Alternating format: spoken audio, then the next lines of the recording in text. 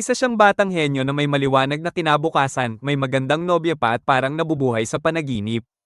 Pero lahat ng yun biglang nagbago nang paalisan siya palabas ng party niya at mapilitang magsimula muli mula sa wala. Dahil doon, nagtipon siya ng mga taong itinakwil ng iba at pinangunahan silang maging pinakamalakas na adventurer party sa buong mundo. Nagsisimula ang kwento ng baliktere ng tadhana ang buhay ni Nick matapos siyang paalisin sa party niyang Masters of War ng taong itinuring pa naman niyang parang ama. Si Arges. At kung hindi pa sapat yun, sa mismong araw ding yun, niloko at iniwan siya ng girlfriend niya.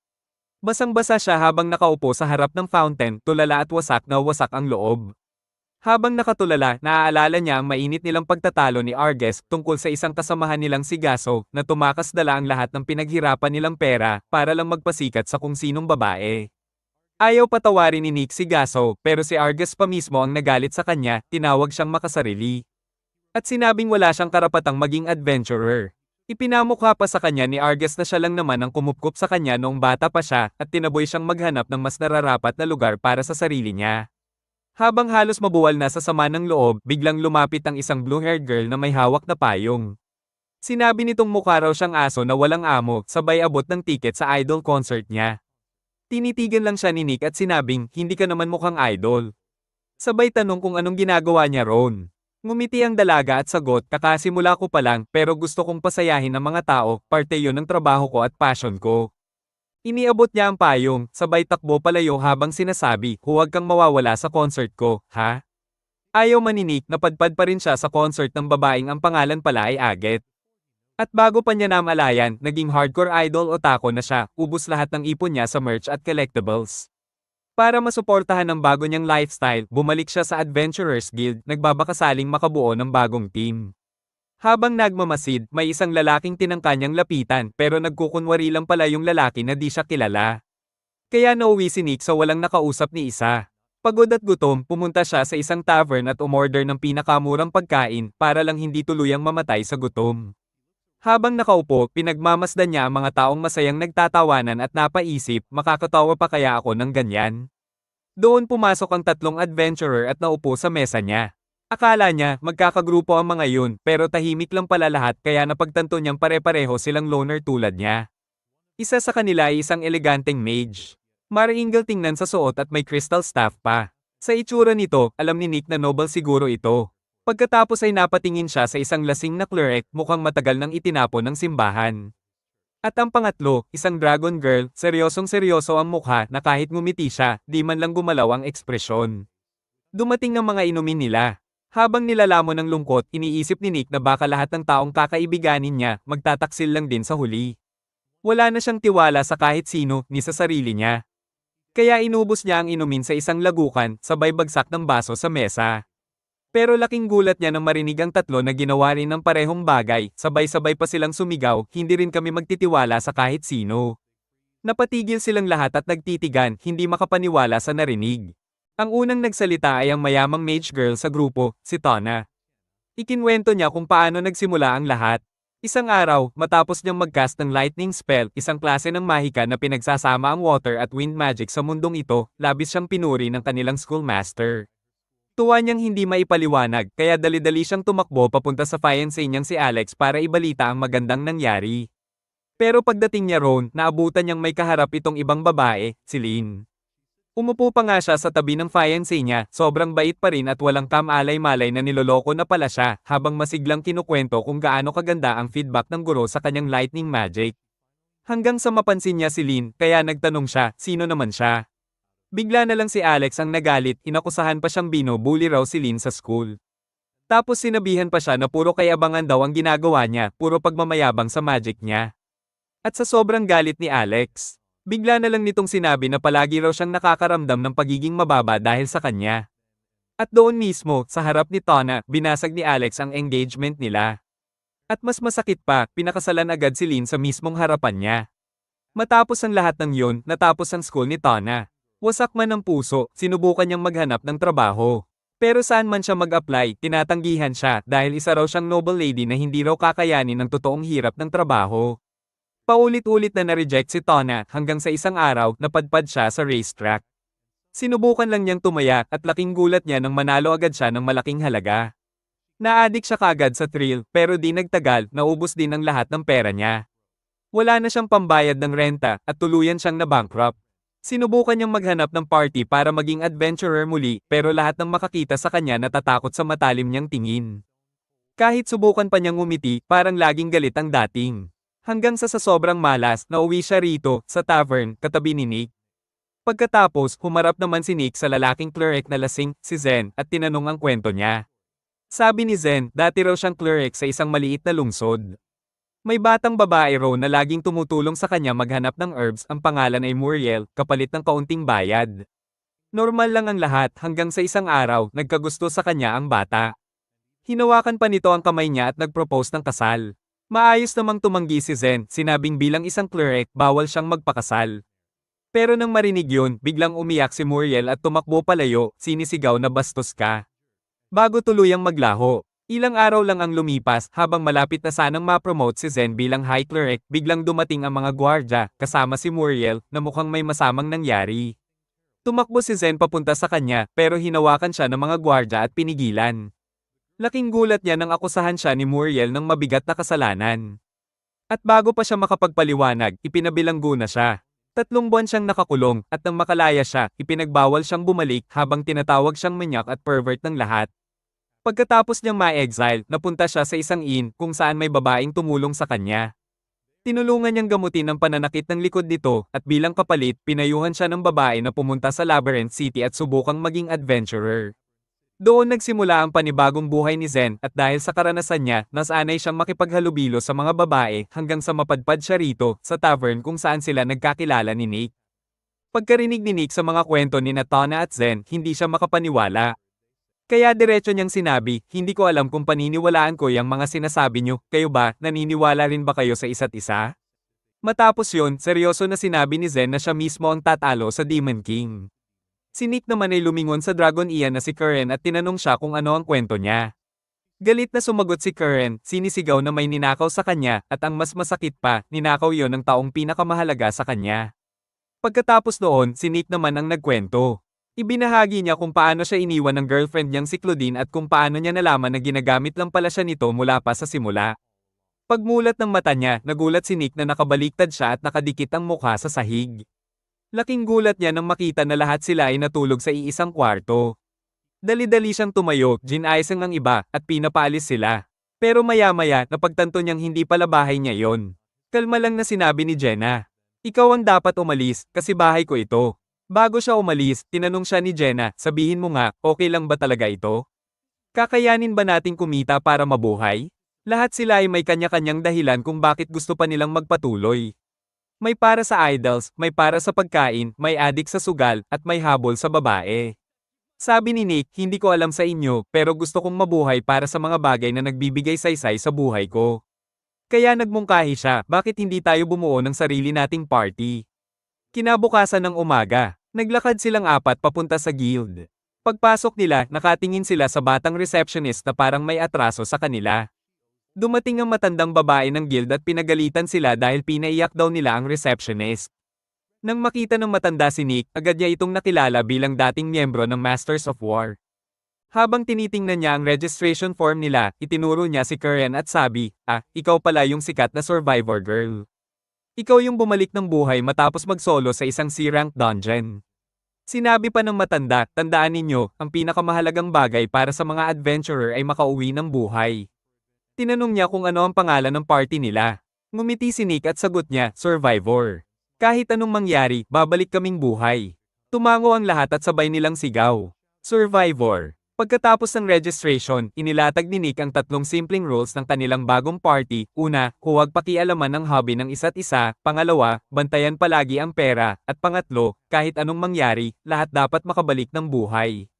Imbes na isang tao lang ang humawak ng pera, sinabi ni Nick na hati-hatiin nila ang responsibilidad.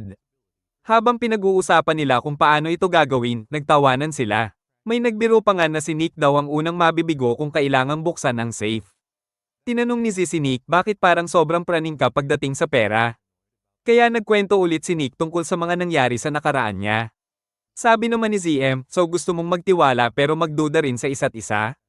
Ang labo nun Medyo nainis si Karen, pero aminado silang lahat na gusto rin nilang matutong magtiwala ulit kahit kaunti lang. Sa huli, nagkasundo silang maging maingat muna para sa sarili nilang kapakanan.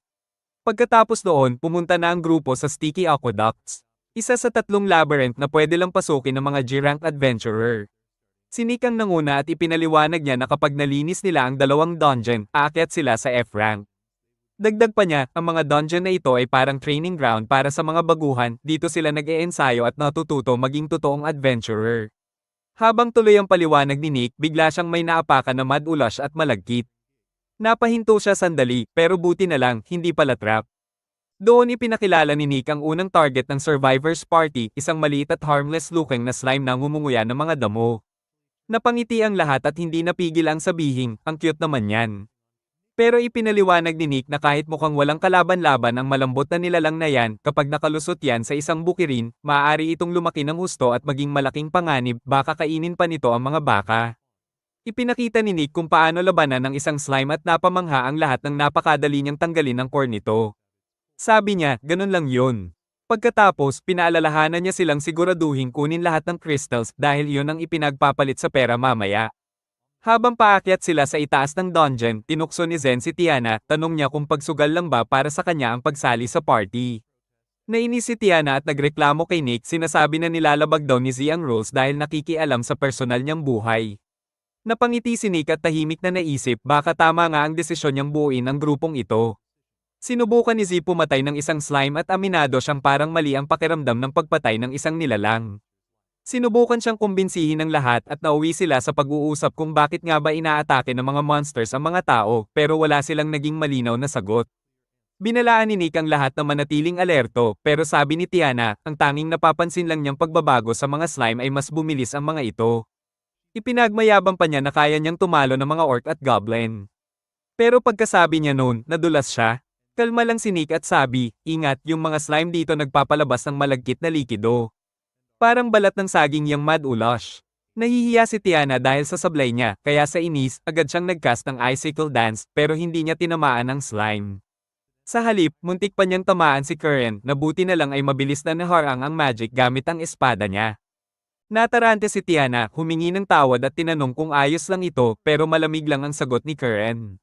Mag-ingat ka, baka sa susunod, ako na mismo ang tatamaan mo. Dahil doon, medyo nasira ang bago pa lang nilang samahan. Ilang araw silang parang iwasan. Maya-maya, narating nila ang pinakamataas sa palapag ng dungeon. Pinaalalahanan ulit ni Nick ang lahat na maging alerto. Biglang napansin ni Zen ang isang higanteng slime monster. Sabi ni Nick, yan ang boss ng dungeon. Pero bago pa niya matapos ang paliwanag, sumugod na agad si Tiana. Ako na to, kaya ko to mag-isa, sigaw niya. Pero sa halip na manalo, nag-ulo lang niya ang buong laban. Pagkatapos ng gulo, naglalabas silang lahat ng damit sa tabi ng ilog. Ipinaliwanag ni Nick na ang mga giant slime ay nagwi-wield kapag tinamaan ng malakas na magic at nagtatapon ng slime sa lahat ng direksyon. Pagkatapos, tinawag niya si Z at sinabi, ikaw dapat nasa likuran. Hayaan mong kami ang protekte sa'yo. Tinanggal ni Nick ang armor niya at ipinakita ang lahat ng lakas at kahinaan niya, umamin pa siya na wala siyang alam sa magic. Nagtaka ang iba kung bakit niya ibinubunyag lahat ng iyon. Sabi ni Nick, kung mas kilala natin ang isa't isa, mas madali tayong magkakatiwalaan. Nagbigay pa siya ng kaunting speech para itaas ang morale ng grupo. Doon na rin nagsimulang mag-open up si Z, ibinahagi rin niya ang mga kakayahan at kahinaan niya. Lumapit si Tiana kay Karen, yumuko at humingi ng tawad, sabay sinabi rin ang lakas at kahinaan niya. Parang lumambat ang puso ni Karen matapos yon. Habang nakaupo si Tiana at medyo malamig pa rin ang mood.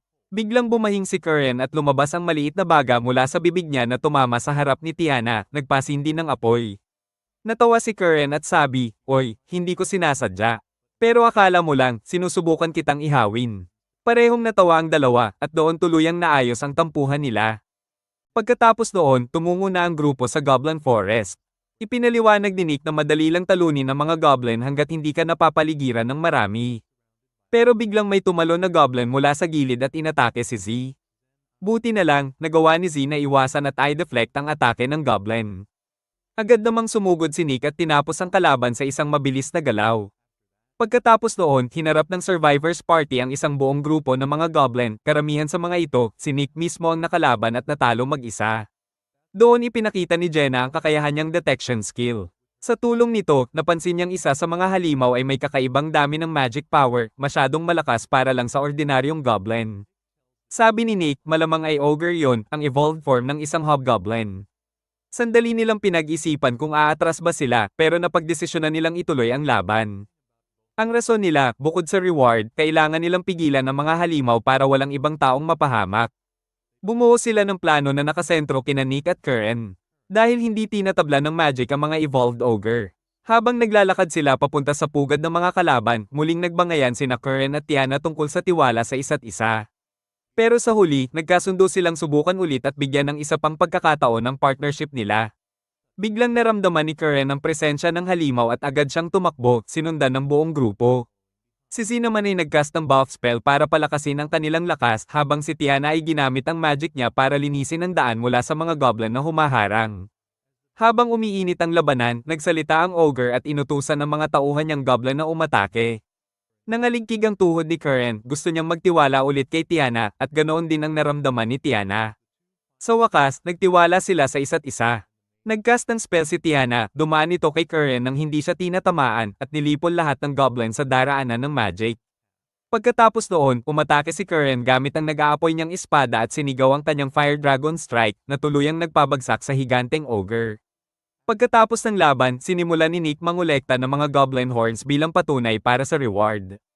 Tinulungan siya ng iba. Habang nilalagay ni Karen ang isa sa mga sungay sa bag niya, may napansin siyang pendant. Pagtingin niya rito, tila may naalala siyang masakit na alaala, napatahimik siya bigla. Habang naglalakad si Nick, may nakita siyang isa pang ogre na mukhang nasa kalagitnaan pa lang ng evolution. Nakipaglaban siya rito, pero medyo nahirapan. Pagkatapos niyang tanggalin ang sungay ng halimaw, nadulas ang hawak niya at aksidenteng nalaglag ang sungay sa pendant ni Karen, dahilan para ito'y mabasag. Biglang sumingit ang isang flashback. Nakita si Karen noon na nakahandusay sa sahig ng isang madilim na dungeon. Nanghihina at umiiyak sa sakit. Biglang may gumapang na malabangungot na insekto sa mukha niya at doon siya nagising, hingal at takot. Hinugot niya ang pendant niya at tinitigan ito na pagtatanto na hindi lang pala panaginip ang lahat, tunay yung nangyari nung kasama pa niya ang dati niyang party. Sa sumunod na eksena, naglalakad si Karen sa pamilihan. Napansin ng isang tusong mangangalakal kung gaano niya nagustuhan ang isang pendant at sinubukang loko-lokohin siya. Habang papalayo siya, sumigaw ang lalaki, "Hoy, dragon ka. Sinira mo yung paninda ko. Maduduming kuko mo, dapat bayaran mo yan o tatawagin ko ang mga knight." Nag-aalala na si Karen, pero biglang dumating ang isang lalaking blonde na nagngangalang Kalyos. Sabi niya kay Karen, "Sabi ko sa'yo huwag kang lalayo kapag namimili ka." Nilapitan niya ang mga ngalakal na nagrereklamo at hinablat ang pendant. "Sige," sabi ni Kalyos, "pa-scratch mo ulit sa kanya." Sabay tingin sa mga ngalakal, kung totoo ngang sinira niya, ako magbabayad ng doble. Nagulat ang dalawa. Pinakaskes ni Kalyos kay Karen ang pendant at laking gulat nila nang lumabas ang totoong kulay ng pandaraya ng mga ngalakal. Tahimik lang na ibinalik ni Kalyos ang pendant, sabay labas ng tunay na alahas mula sa bulsa niya, yung gusto talaga ni Karen. Matapos kunin ang pera niyang binayad, iniabot niya ito sa kanya. Ngumiti at umalis ng kalmado at confident. Alam mo, ang mga dragon iyan ay isang maipagmamalaking lahi ng demi-human. Itinakda silang tumulong sa bayani at iligtas ang mundo. Kaya araw-araw, buong puso at walang sawang sinusuportahan ni Karen ang grupo ni Kalyos. Kinabukasan, habang pinapakinis ni Karen ang dragon gem ng kanilang pamilya, nilapitan siya ni Kalyos. "Handa ka na ba?" tanong niya. "Iwan mo na lang ang gamit mo. Wala namang magnanakaw sa atin." Walang pagdadalawang isip na sumunod si Karen. Ang babaeng buong pusong naglilingkod sa lalaking tinitingala niya higit kan inuman. Sa kanilang misyon, gaya ng nakasanayan, binabati siya ng mga kasamahan niya. Pero sa totoo lang, ang papuri lang ni Kalyos ang tunay na nagpapasaya sa kanya. Pagkatapos ng laban, inalok niyang tumulong sa mga gawain, pero sabi ni Kalyos, magtiwala ka sa party mo at itabi mo ang lakas mo para sa oras na kakailanganin. At nang marating nila ang pugad ng halimaw na pot snake, ngumiti si Kalyos. "Huwag kang mag-alala. Nandito ako," sabi niya. Buong tapang na sumugod si Karen. Binangga niya ang malaking palayok ng halimaw gamit ang balikat niya, dahilan para magalit ito at siya ang gawing target. Habang nakikipaglaban, natanong niya si Kalyos, bakit umiilaw yan ng ganyan? Pero sagot lang niya, magtiwala ka lang sa amin. Hawakan mo ang atensyon niya. Paulit-ulit siyang tumatawag sa kanya hanggang sa tuluyan siyang mahigpitan ng pot snake at ma-paralyze ng nakal-alasong hininga nito. Habang bumabagsak siya, halos wala ng lakas, narinig niya si Kalyos at ang iba na nagpapasalamat pa sa kanya bilang perpektong pain para sa makamandag na halimaw. Ang huli niyang nakita bago siya mawala ng malay ay ang likod ng mga taong pinagkatiwalaan niya, lumalayo ng walang lingon. Ilang araw ang lumipas, at kahit sugatan, nakabalik si Karen, buhay dahil sa galit at determinasyong mabawi ang Dragon Gem na ibinigay ng ama niya. Sabi nga niya noon, ang batong iyon ay lumalakas kasabay ng taglay niyang tapang. Ngunit nang marating niya ang bayan, bumagsak siya sa labas ng inn. Sinalubong siya ng may-ari. "Ah, ikaw pala yung Dragon Girl."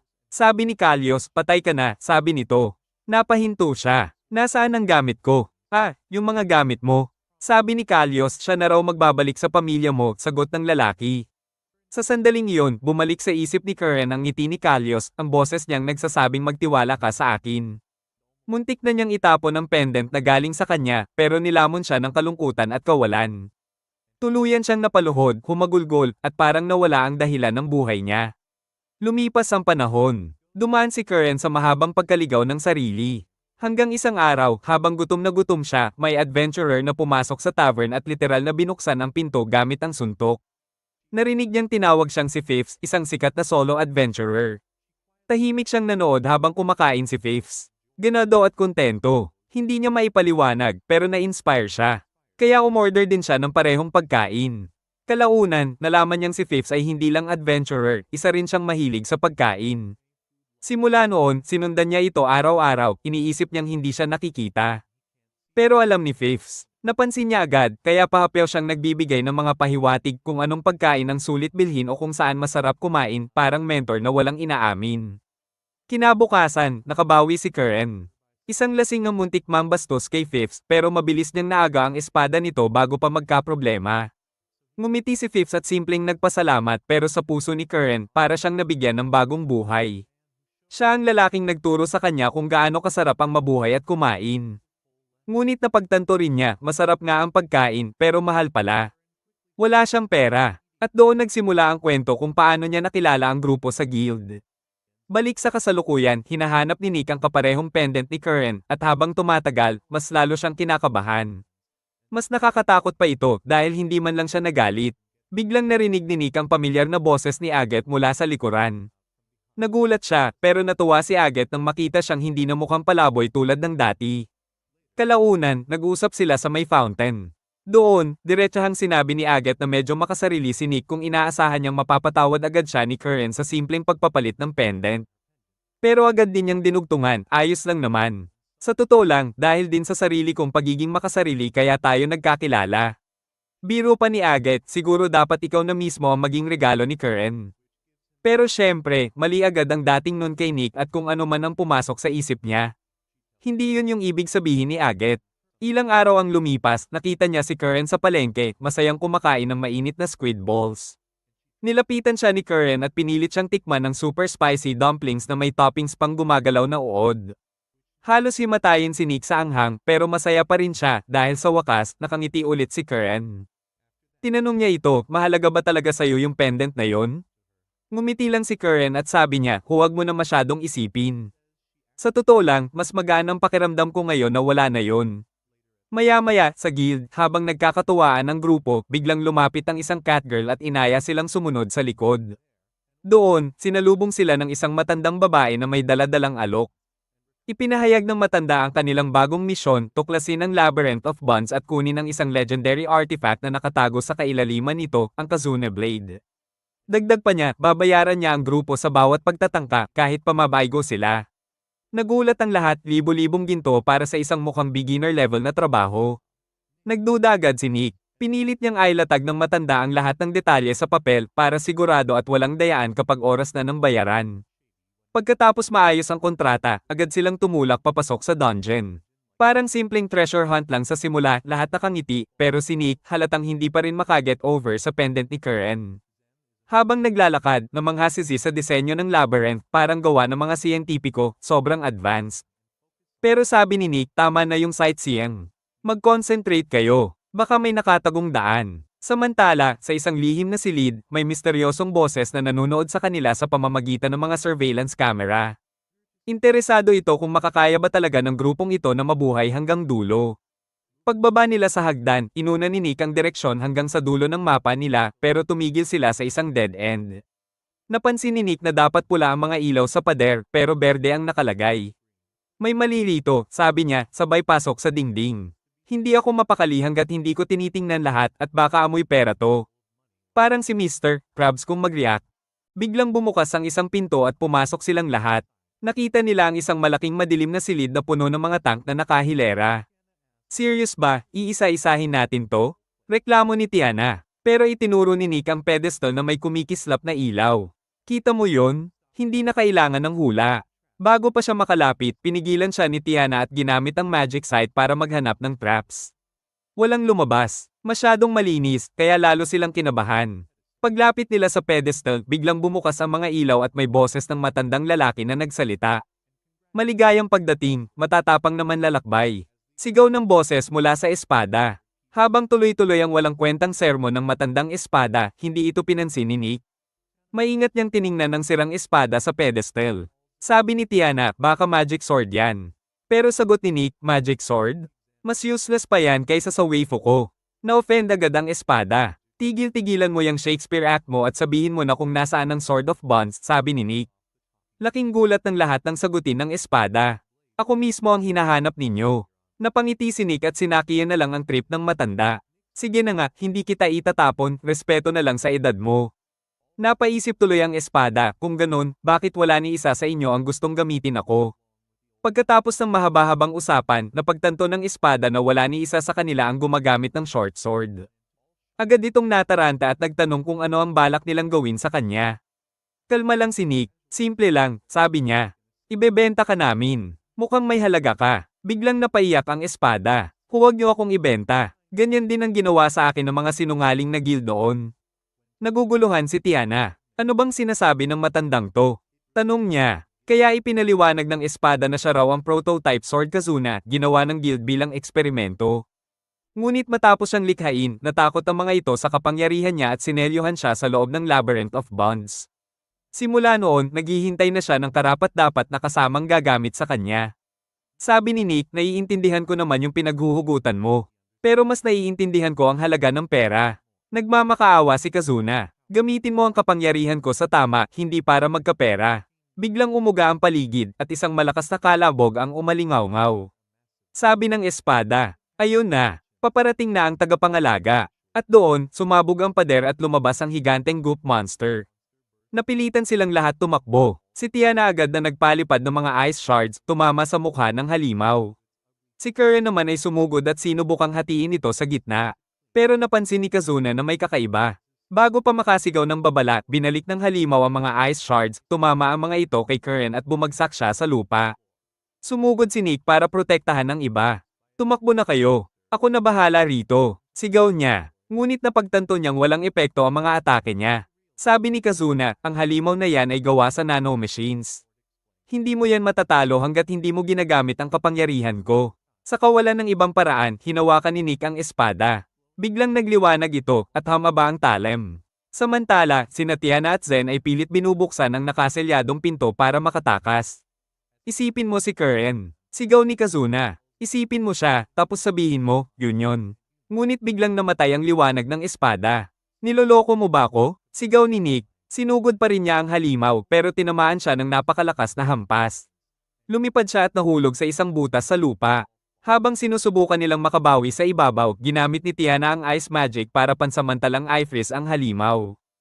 Karen, kunin mo si Nick, sigaw niya. Tumalon si Karen pababa pero nabasag agad ang yelo at nakawala muli ang guardian.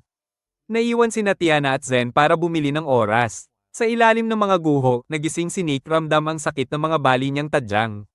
Halos sumuko na siya hanggang marinig niya ang boses ni Karen.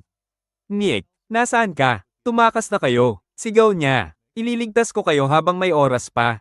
Walang saysay ang pagtakas kung hindi tayong lahat ang makakauwi. Sagot ni Karen. Tumayo si Nick kahit hirap. Pasensya na sa pendant mo, sabi niya. Ngumiti si Karen. Binigay yon ng dati kong leader. Galit ako sa kanya pero hindi ko magawang itapon. Umaasa pa rin kasi akong babalik siya. Huminga siya ng malalim. Pero ngayon, ayoko nang mabuhay sa nakaraan. Mas mahalaga sa akin yung mga taong kasama ko ngayon. Ngumiti siya sa kanya, isang ngiting puno ng lakas at tapang. Sabay sabi ni Kazuna, ngayon, Nick, isa pa, gamitin mo ako ng buong puso. Sa ibabaw, halos mawala na ng pag-asa sina Tiana at Zen. Huwag ka nang magsayang ng magic sa akin. Sabi ni Tiana, tulungan mo si Nick, at biglang may nakasisilaw na liwanag na sumabog mula sa ilalim ng lupa. Nawasak ang guardian, pinulbos ng pinagsamang lakas ni Nick at Karen. Ipinaliwanag ni Kazuna habang kumukupas ang liwanag, ang core ng halimaw ay kaya niyang ilipat sa iba't ibang bahagi ng katawan. Halos imposibleng tamaan. Ngunit nag-ipon si Nick ng napakalakas na magic at inatake ito ng isang malakas na sword strike na tuluyang sumire sa core. Pagkatapos ng lahat, parehong bumagsak sina Nick at Karen at naglaho ang liwanag ng kanilang fusion. Ngunit ngayong tapos na ang laban, alam nilang mas matibay na ang tiwala at ugnayan nilang lahat. Samantala sa guild, ipinakita nila ang espada sa matandang babae at sa catgirl, pero halatang hindi sila masyadong na-impress. Sabi ng matanda, medyo nakakabitin daw, siguro dahil mukha itong lumang relikya kaysa tunay na espada. Pero kahit ganon, sinabi niyang babayaran pa rin niya sila para sa hirap na pinagdaanan nila, at syempre, pumayag agad si Nick. Bigla naman niyang napansin ang batang may puting buhok na nakatingin lang sa kanila mula sa likod.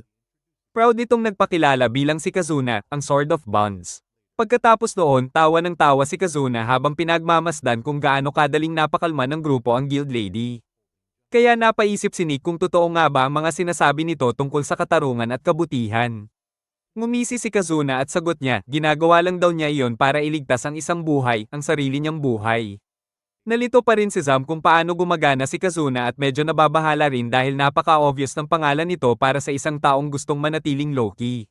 Sa kwarto naman ni Tiana, ibinuhos ni Nick sa mesa ang laman ng sako, puro pera. Lahat sila biglang na-excite at nagsimulang magplano kung saan nila gagastusin ang sahod nila. Nalito si Kazuna kung kanino siya sasama, pero pinaalalahanan siya ni Nick tungkol sa unang patakaran ng mga survivor, bawal istorbohin ang kasiyahan ng iba. Nag-alok si Nick na isama siya sa idol concert kung mananahimik siya bilang espada sa buong event. Pero nang makita ni Tiana na mukha na itong bored, ngumiti siya at inalok si Kazuna na sumama sa kanya manood ng karera sa Forbidden Grounds, basta't hindi siya magrereklamo kung paano niya gagastusin ang pera niya. Kinabukasan, habang naglalakad sila, tahimik na pinagmamasdan ni Kazuna ang paligid. Ang potik ng dating niya kaya napansin siya ng ibang survivor na nandoon. Biglang nilabas ni Tiana ang isang igniter at agad itong kinagiliwan ni Kazuna. Ngumiti si Tiana habang binalikan sa isip ang mga araw na kasama niya ang kanyang propesor. Samantala, si Teacher Nick naman ay naghukay ng ilang lumang relikya para gawing taguan ng kanilang ipon. Nilabas niya ang ilang bronze coins at sinabing iyon na lang ang natitirang pera nila, kaya dapat nilang ingatan.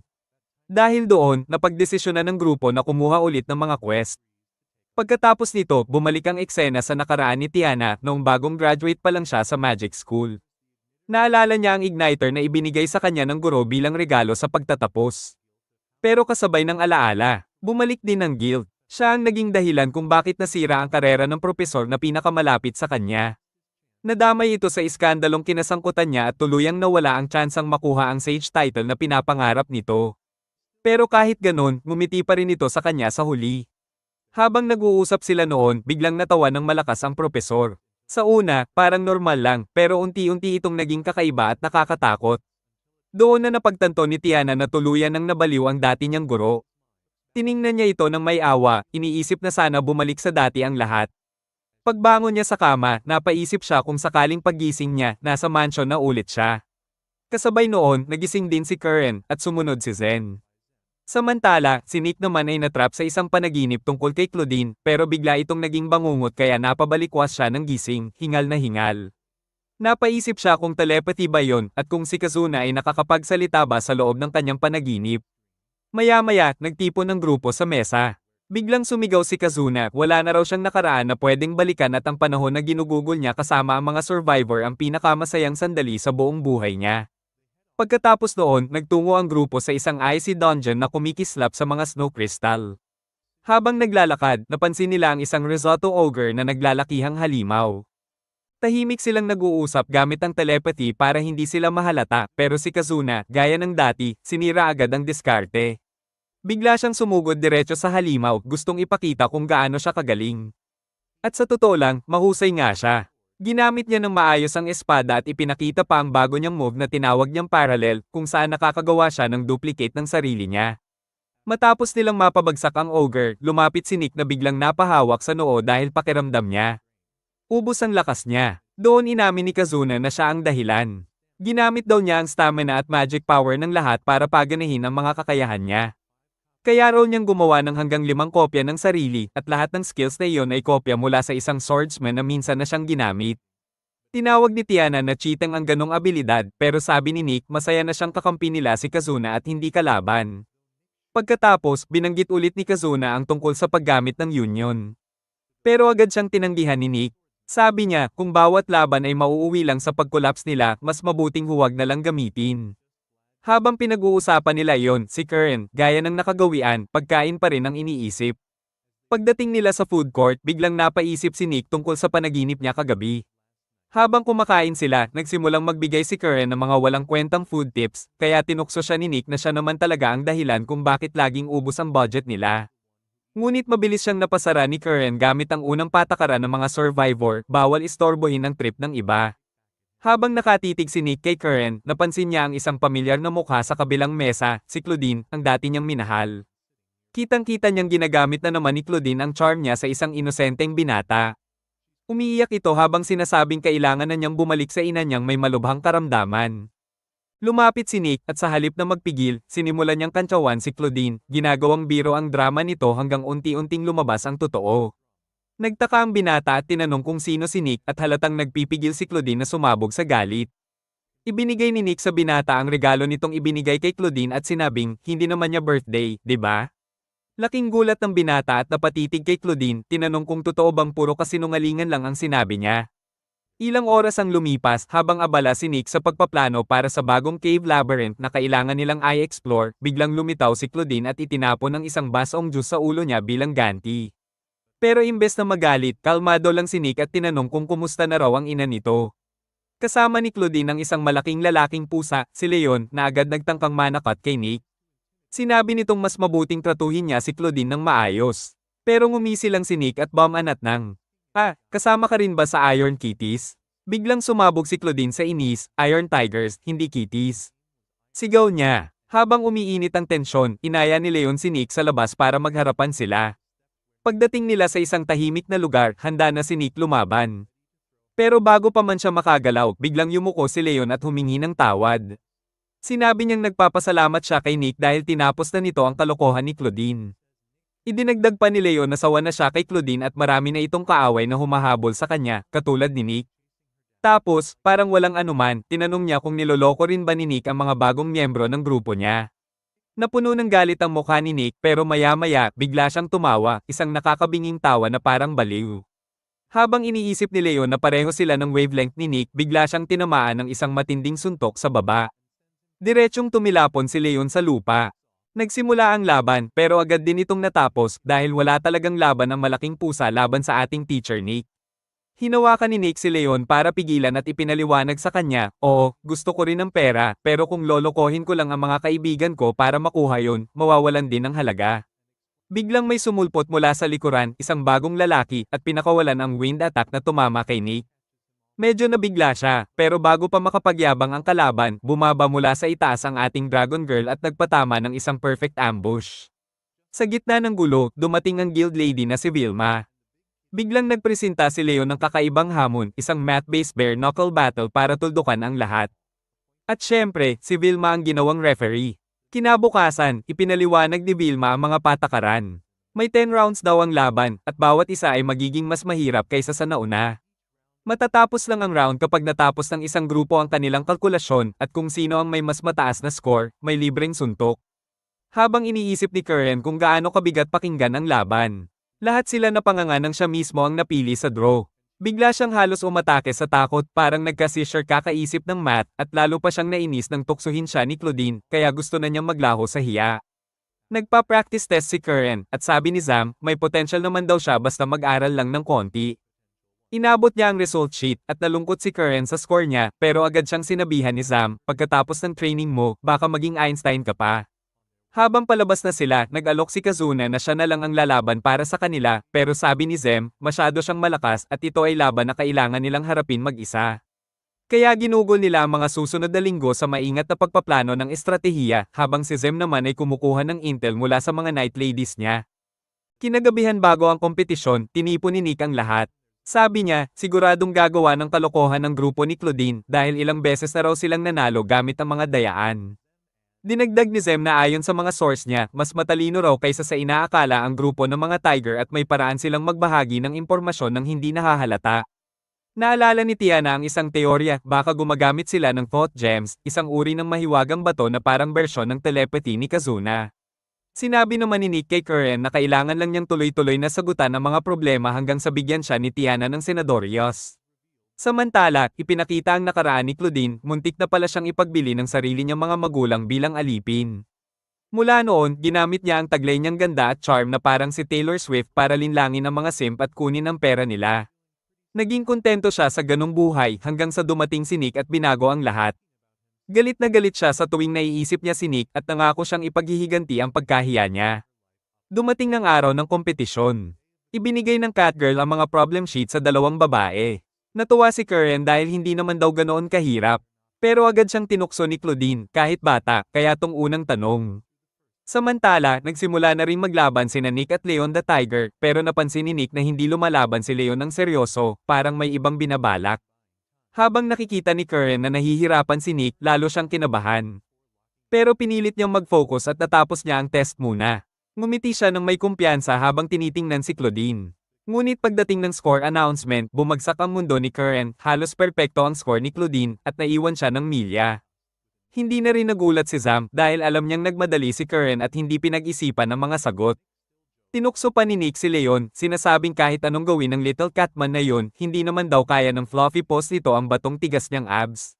Pero agad nawala ang yabang niya nang biglang umatake si Leon ng dirty hit diretso sa solar plexus niya. Sa kabila noon, hindi pa rin siya natamba. Alam na ni Nick na gagamitin ng grupo ni Claudine ang advantage nila sa math dahil halatang dehado si Karen para lang makalamang sa penalty hits. Tuloy ang laban at panalo na naman si Claudine sa isang round. Naluha si Karen habang nakikitang bogbog si Nick dahil sa pagkakamali niya. Pero ngumiti lang si Nick at sabi, hindi ikaw ang tumatanggap ng suntok, ako to. Umiyak si Karen at sumigaw, nasasaktan ka dahil lang sa utak kong kasing laki ng ibon. Pero natawa lang si Nick at sinabing, noong barely 20 points ka pa lang, handa na akong magpatama ng 12-12 ng suntok para lang suportahan ka. Pero ngayon, nakita ko na kung gaano ka nag-improve. May tiwala na ako sa'yo. Ngumiti si Nick at tinawag siyang ang pinakamatalinong babae na kilala niya. Sa sobrang saya, sinagot ni Karen si Claudine ng matindi, kung may pinagsasabi kang basura, doon mo na lang dalhin, sa basurahan. Pagpasok ng susunod na round, sobrang focused na si Karen, hindi na siya naaapektuhan sa mga pang-aasar ni Claudine. Habang nagmamasid si Tiana, hinihintay niyang mahuli ang eksaktong sandali na lalabas ang daya ni Claudine kapag nagsimula ng bomb-igat ang mga tanong. Habang tumatagal, nakikita nilang unti-unting nahuhuli si Karen, habang si Claudine ay parang walang kahirap-hirap sa pag-compute, halatang nandadaya. Napansin ni Tiana na pagod na si Nick sa mga penalty hits, kaya ginamit niya ang magic sight para mag-scan ng buong paligid. Pero walang anumang palatandaan ng daya. Pagkatapos ng isa pang suntok kay Nick, tinapak ni Tiana ang tubo niya sa mesa ng malakas para makuha ang atensyon ng lahat. Wala akong oras sa mabagal na math contest na to, sabi niya. I-drop na lang natin lahat ng problema ng sabay.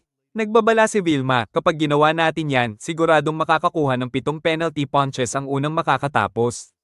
Pero ngumisi lang si Nick at sinabing, game. Ilabas mo na lahat. Inabot ng Catgirl ang lahat ng problem sheets kay Karen at Claudine. Mabilis na sinimulan ng dalawa ang pagsusulat, halos lumipad na ang mga lapis nila sa bilis. Si Tiana naman, nakamasid ng maigi, hinihintay ang sandaling mahuli si Claudine sa akto. Nang makitang buo na ang loob ni Karen, lalong lumaki ang ulo ni Claudine. Paimpal niyang inutusan ng isang kasama nilang nakatago na gamitin na ang calculator. Pero sa malayo, napansin ni Tiana ang kakaibang magic signature, at agad silang kumilos ang buong grupo papunta roon. Napansin ni Nick ang nangyayari at agad siyang nangasar kay Leon. Oh, nasaan yung kasama mong genius? Napalunok si Leon, mukhang nabuking na ang plano nila. Sa Taranta, sumigaw siya kay Claudine na tumigil, pero lalo lang itong nainis at tuluyang napansin ni Vilma na may kakaiba. Habang nahihirapan si Claudine makipag-communicate sa nerd na nasa tore, biglang lumitaw si Kazuna kasama ang party, nakangiting bumati sa lalaking may robe mula sa likuran.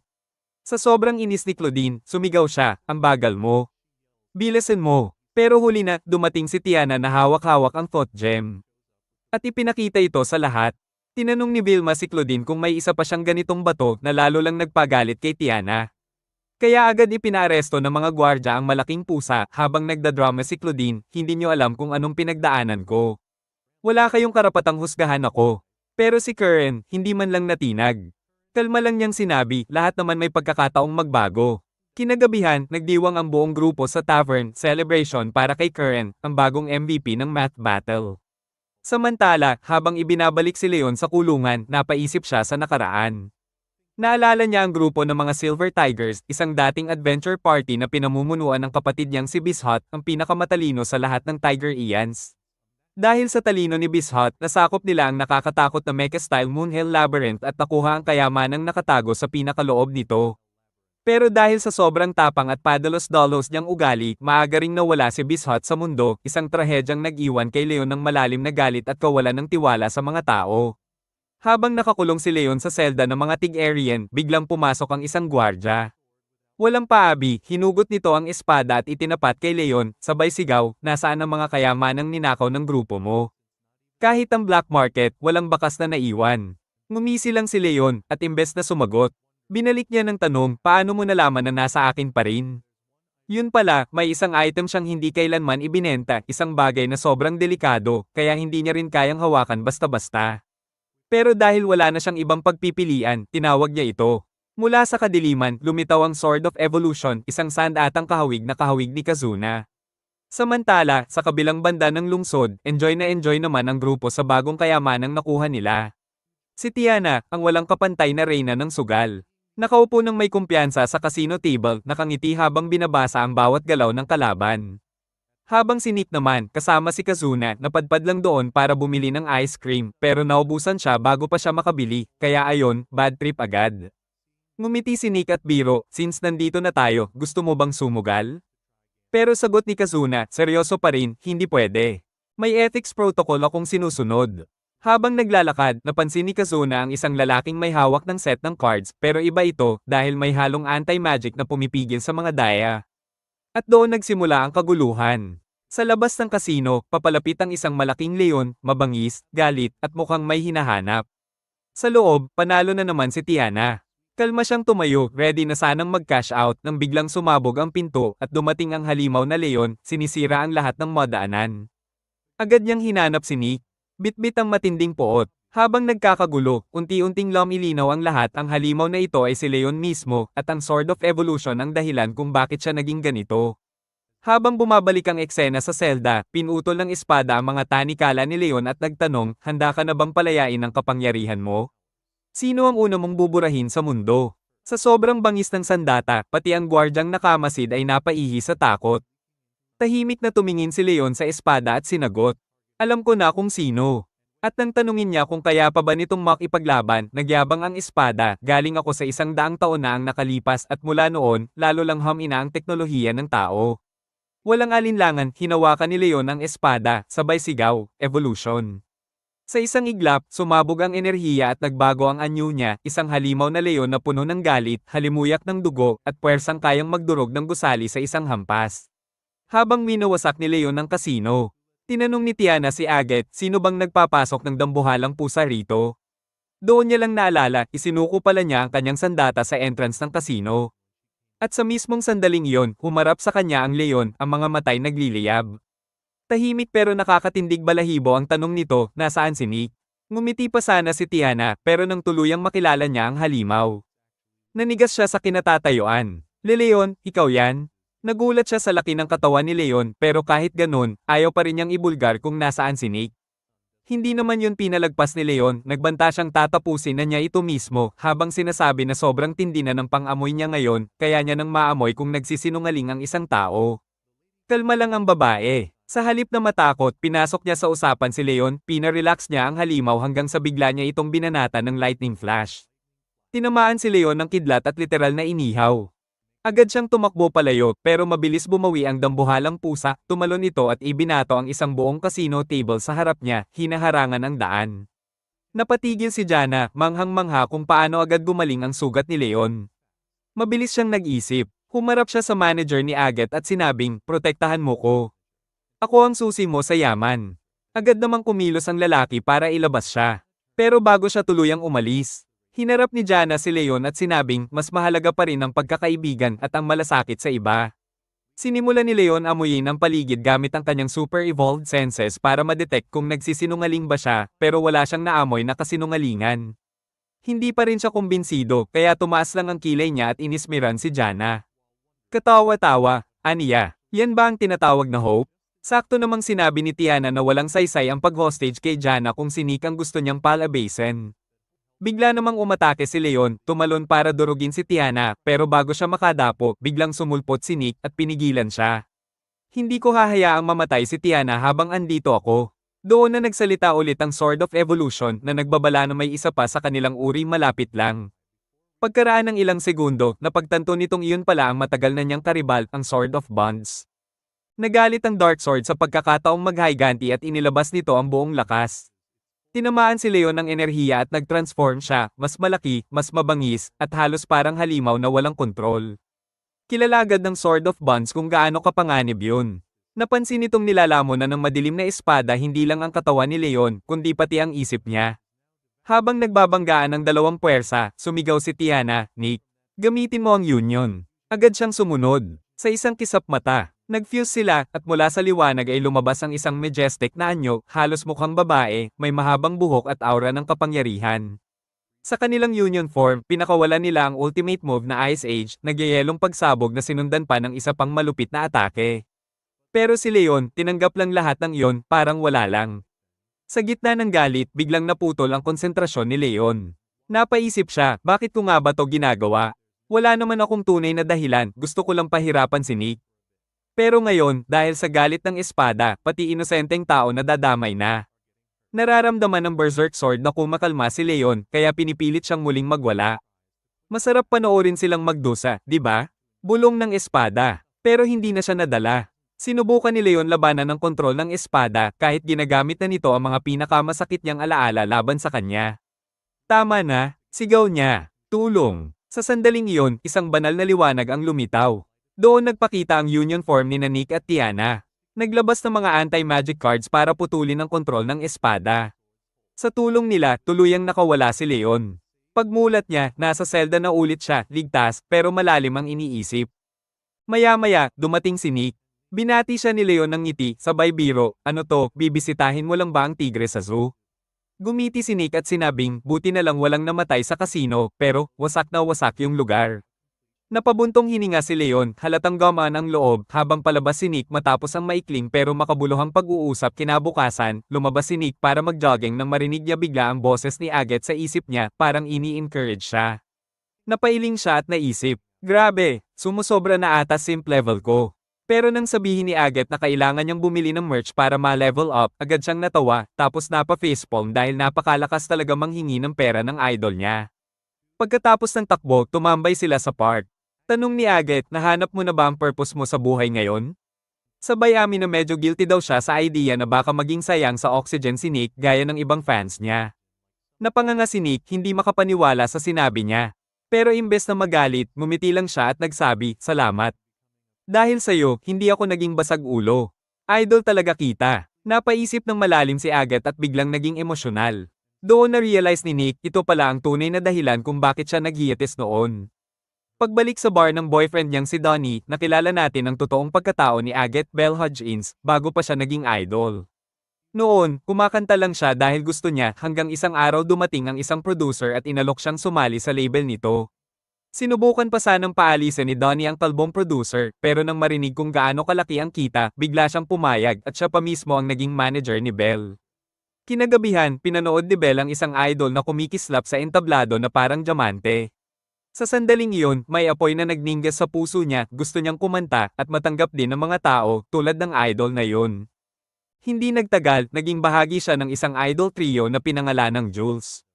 Masaya siya sa bawat sandali, pero habang tumataas ang kanyang karera, unti-unting gumuho ang relasyon nila ni Donnie. Naging sag-alero ito, tamad, at unti-unting tinrato si Bell bilang pera lang, hindi na bilang taong mahal niya. Ilang araw ang lumipas, nakaupo si Agat mag-isa, nagmumuni-muni kung gaano kababa ang ibinagsak ni Donnie mula sa pangarap nila dati. Noon, pangarap pa niyang magtayo ng bar na papasa kay Gordon Ramsay. Doon niya nakita si Claudine na walang awang winasak ang natitirang dignidad ni Nick. Halos gumuho si Nick, umalis sa ulan na parang wala ng kaluluwa. Naawa si Agathe kaya nilapitan niya ito at kinausap sa una dahil lang sa awa.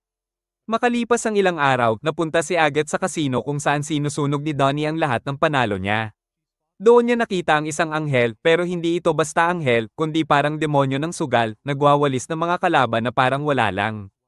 At ilang sandali pa, ang anghel na iyon ay nag-transform sa isang magical being at pinatay mismo sa harap ni Agathe ang isang halimaw. Napatulala siya, parang nabaptize ng kababalaghan. Di nagtagal, pinapirma ng producer si Donnie ng kontrata para mabayaran ang lahat ng utang niya, kapalit nito, kailangan niyang kalimutan si Agathe at hindi na siya kailanman lalapitan.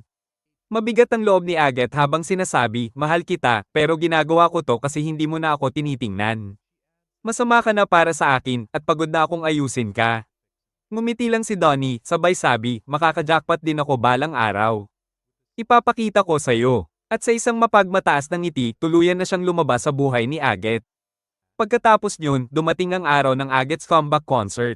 Sa entablado, ngumiti siya ng buong sigla, parang walang mabigat na pinagdadaanan. Sa harap ng mga fans, ibinahagi niya ang kwento tungkol sa anghel na nakita niya sa kasino. Habang pinapakinggan ni Nick, parang may kakaibang pamilyaridad sa kwento. Lalo siyang nagulat nang sabihin ni Agathe na ang bago niyang kanta ay inspired sa bagong hero niya, ang legendary Paladin, bilang simbolo ng pag-asa noong panahong halos sumuko na siya. Matapos ang concert, ginamit ulit ni Agathe ang telepathy trick sa park, ginulo na naman si Nick, tinutukso siya sa pagiging hopeless fanboy. Hanggang sa hindi na nakatiis si Nick at sabi niya, tama na nga yan. Sabihin mo na kung ano talagang bumabagabag sa'yo. Medyo nag-alinlangan siya sa una, pero kalaunan, ibinuhos niya lahat ng saloobin niya at nauwi iyon sa isang nakakagulat pero nakakatuwang heart-to-heart moment sa pagitan nilang dalawa. Kinabukasan, dinalhan ni Kazune si ZM ng isang magazine na may artikulo tungkol sa isang misteryosong nilalang na tinatawag na The Stepping Man, isang taong sinasabing nangunguha ng mga bata tuwing gabi. Super excited si Kazuna habang ikinukwento kung paano raw nakakalundag sa ere ng paulit-ulit ang taong to. At kahit sino, hindi pa siya nahuhuli. Agad namang sabi ni Karen na kung masama talaga ang Stepping Man, dapat nilang pigilan ito. Pero biglang sumabat si Nick na nagsabing halatang gawa-gawa lang yun. Siyempre, hindi nagpatalo si Kazuna at parang batang matigas ang ulo, pilit pa ring ipinaglalaban na totoo talaga ang Stepping Man. Bigla na lang may lumabas na babaeng may berdeng buhok, si Olivia Taylor, na tila tuwang-tuwa nang marinig ang pangalan ng Stepping Man. Ipinagmamalaki niyang siya mismo ang sumulat ng artikulong iyon. Ipinaliwanag ni Olivia na tuwing may kakaibang nangyayari sa lungsod ng Labyrinth, ginagawa niyang misyon ang alamin kung sino ang nasa likod ng kaguluhan. Kinagabihan, lasing na naglalakad si Zam sa isang makitid na eskinita habang sinusundan ng isang batang babae. Pero sa harap mismo ng mga mata niya, biglang hinatak ang bata at nawala na parang bula. Samantala, habang naglalakad sina Nick at Kazuna, biglang huminto si Kazuna at sinabing nasa panganib si Zam. Agad silang tumakbo para hanapin ito, at saktong naabutan nilang pinipigilan ni Zam ang halos hindi nakikitang Stepping Man mula sa pagdukot sa bata. Doon nila napatunayang totoo nga ang nilalang at mabilis namang sumugod si Kazuna para labanan ito. Sa kasamaang palad, nakatakas din ang kalaban. Pagkatapos ng insidente, dinala ni Zam ang batang babae sa isang babaeng nagngangalang Red na agad na inalagaan ito. Tinanong ni Nick ang bata kung sino ang lalaki at bakit siya naroon. Sagot ng bata, totoo nga raw ang Stepping Man at ang nanay niya mismo ang nagsisikap hulihin ito bago siya maospital. Doon nila nalaman na rin ang pangalan ng bata at sinabi ni Z na naniniwala siya sa kwento nito. Biglang lumapit si Ricky Z at buong paghanga siyang nakiusap na turuan siya, gusto niyang maging alagad niya. Pero natawa lang si Z at sinabing, mga 15 taon ka pa masyadong bata para maging student ko. Hindi nagpatinag si Ri at tinanong kung ano ang dapat niyang gawin para makapagsanay habang hinihintay iyon. Simple lang ang sagot ni Zam, magpahinga ka, at huwag mong subukang manghuli ulit ng masamang tao. Tumango agad si Ri at masayang tinawag si Zam na Master. Kinabukasan, nagtungo ang grupo sa Bounty Guild para maghanap ng impormasyon tungkol sa Stepping Man. Pero ang cat lady sa counter ay ayaw magbigay ng detalye tungkol sa mahalagang bounty ng basta-basta. Bigla pa niyang nakilala si Nick bilang dating miyembro ng Masters of War, kaya imbes na impormasyon, binigyan na lang sila ng mas simpleng misyon, hulihin ang isang lalaking nagngangalang Hale Hardy, kapalit ng ilang daang libong diners. Habang tinatawag ng receptionist ang pangalan ng party nila, napatingin ang ibang bounty hunters sa paligid. Agad silang nakilala at may isa pang nagbiro na parang wala raw alam ang grupo sa totoong trabaho ng bounty hunting. Siyempre, hindi yun pinalampas ni Chana, ang ating queen of gambling. Agad niyang hinamon ang lalaki sa isang pastahan. Pagkatapos makuha ang misyon, nagtungo ang grupo sa mga slums na kilala bilang garbage collection para hanapin ang target nila. Nilapitan nila ang bantay sa gate para magtanong ng impormasyon pero imbes na makatulong. Kung ano-ano lang ang ikinwento nito tungkol sa isang lalaking si Greg na ang aso raw ay kakapanganak lang ng 10 lalaking tuta. At nang halos sumuko na ang grupo na pagtatantong wala silang makukuhang matinong impormasyon sa bantay, bigla nitong binalaan sila, huwag na huwag kayong makakasalubong ng isang lalaking ang pangalan ay nga. Habang naglalakad sila sa lugar, isang grupo ng mga goons ang nagtangkang hold upin sila. Pero syempre, mabilis lang silang pinabagsak ng party at napilit ni Nick ang leader na umamin kung nasaan si Hale. Ayon sa lalaki, malamang daw ay nasa mga bedrooms ito. Nagpatuloy ang grupo, tinatahak ang masisikip na daanan ng slums, at doon nila nasalayan kung gaano kahirap at kaawa-awa ang kalagayan ng mga taong nakatira roon. Agad namang nakilala ni Kazuna ang lugar, at hindi nagtagal, nakita na nila ang target nila. Sinubukan ni Hale na tumakas, pero agad siyang tinalian ng lubad at nahuli. Bigla namang may lumabas na kalbong lalaki, singat na nagpakilalang doktor at sinabing pasyente raw niya si Hale. Galit niyang tinanong kung bakit nila kinukuha ang pasyente niya. Kalma lang na ipinaliwanag ni Nick ang sitwasyon at matapos ang maikling palitan, napilitan si nga na pakawalan sila, sabay sabing, ang makasalanan na yan, hindi na kayang patawarin pa. Doon nila nalaman na dating pari pala si nga, isa ring bihasang manggagamot ng mga delikadong sakit. Pero sa hindi malinaw na dahilan, napadpad siya sa mga slums at nanirahan doon. Sinubukan pa ni Kazuna na magtanong tungkol sa Stepang Man pero wala silang nakuha ni Kay titing na impormasyon mula kay nga. Pagbalik nila sa Bounty Guild, ipinasa nila ang huli nilang bounty at masayang kinuha ang premyo. Si Chana, aka ang ating Queen of Gambling, naman, todo yabang sa panalo niya sa pastahan at agad nagpakain, libre ang inumin para sa lahat ng nasa guild. Natural. Napalapit lalo sa kanya ang mga tao. Kinabukasan, muling nilapitan ng grupo ang receptionist, umaasang makakuha ng impormasyon tungkol sa Stepang Man. Sabi ng receptionist, hindi raw siya sigurado, pero may nakita raw siyang kaina-hinalang babae na madalas makipag-usap sa mga bata, sabay turo kay Olivia, na nakaupo kasama si RNA. Agad nagduda ang grupo. Baka si Olivia nga ang may kinalaman sa mga pagdukot. Nag-utos si Nick, sarhan lahat ng exit. Huwag natin siyang palampasin. At nang tanungin niya si Olivia kung nasaan siya 2 gabi na ang nakalipas at kung may kinalaman ba siya sa mga nawawalang bata, bigla itong tumalon ng mataas. Binutes ang bubong, at tumakas. Kinagabihan, nagtipon ng grupo sa isang brothel para pag-usapan ang nangyari. Doon, isang hindi inaasahang bisita ang dumating, isang matured na babaeng blonde na agad nakilala ni Zam bilang Ada, ang legendary swashbuckler ng sikat na grupo ni Grand Chef. Si Nick, fanboy mode agad, halos hindi makapaniwala na kaharap niya ang isa sa mga bayani ng nakaraan. Pagkatapos ng mabilis na pagpapakilala, humingi ng paumanhin si Ada dahil sa wild na ugali ng anak niyang si Ryan, at syempre, sang-ayon agad si Zam. Pero dahil doon, nagalit si Ryan, akala niya ay tinatawag siyang pasaway ng master niya. Sinabi naman ni Zam na hindi siya pwedeng maging master ni Ryan dahil simula nang may batang babae na nagsinungaling at ipinakulong siya ng kalahati ng buhay niya, na-trauma na siya. Kaya ngayon, tuwing may batang babae sa paligid, bigla siyang natitigilan at nakakalimutang huminga. Tinulak siya ni Ryan na magpaliwanag, paano mo ako nailigtas kung ganon? Sagot ni Zam, kapag may batang nasa panganib, kahit sino namang may edad, gagawin ng tama. Baka nga ibig sabihin yan. Unti-unti na akong gumagaling. Napangiti si Ryan, at binitawan na niya ang ideya ng 15-year-old student joke. Agad namang singit ni Ada, at kahit kailan, hindi ko ipapakasal ang anak ko sa kung sinong kaina-hinalang pari. Pero sabi ni Ryan, hindi ko rin kailangan ng boyfriend, mataas ang standards ko, gusto ko lang si Master Zam bilang teacher ko. Biglang naging seryoso ang usapan. Sinabihan ni Ada ang grupo na itigil na ang walang kwentang misyon nila dahil malinaw namang hindi nila kayang kalabanin ang Stepang Man. Pero sumagot si Nick, wala kang karapatang pigilan kami. Sabay balik ni Ada, bata ka pa at wala kang lakas para sa laban na yan. Ngunit matatag ang sagot ni Nick, baka nga totoo yan, pero hindi ko kayang tumahimik habang mga bata ang nabibiktima. Klarong sinabi ni Ada na hindi na siya sasama sa laban, gusto lang niyang siguraduhin na ligtas siya, at higit sa lahat, hindi maging ulila si Rihanna. Kaya tinanong siya ni Nick, kung ganon, pwede mo ba kaming sanayin sa halip? Nang makita ni Ada na walang pagdadalawang isip na yumuko si Nick para humingi ng tulong. Napangiti siya, at doon siya napapayag. Sinimulan niya ang training sa pamamagitan ng pagpapakain sa kanila ng kakaibang sopas na nagpapalakas ng magic potential ng isang tao.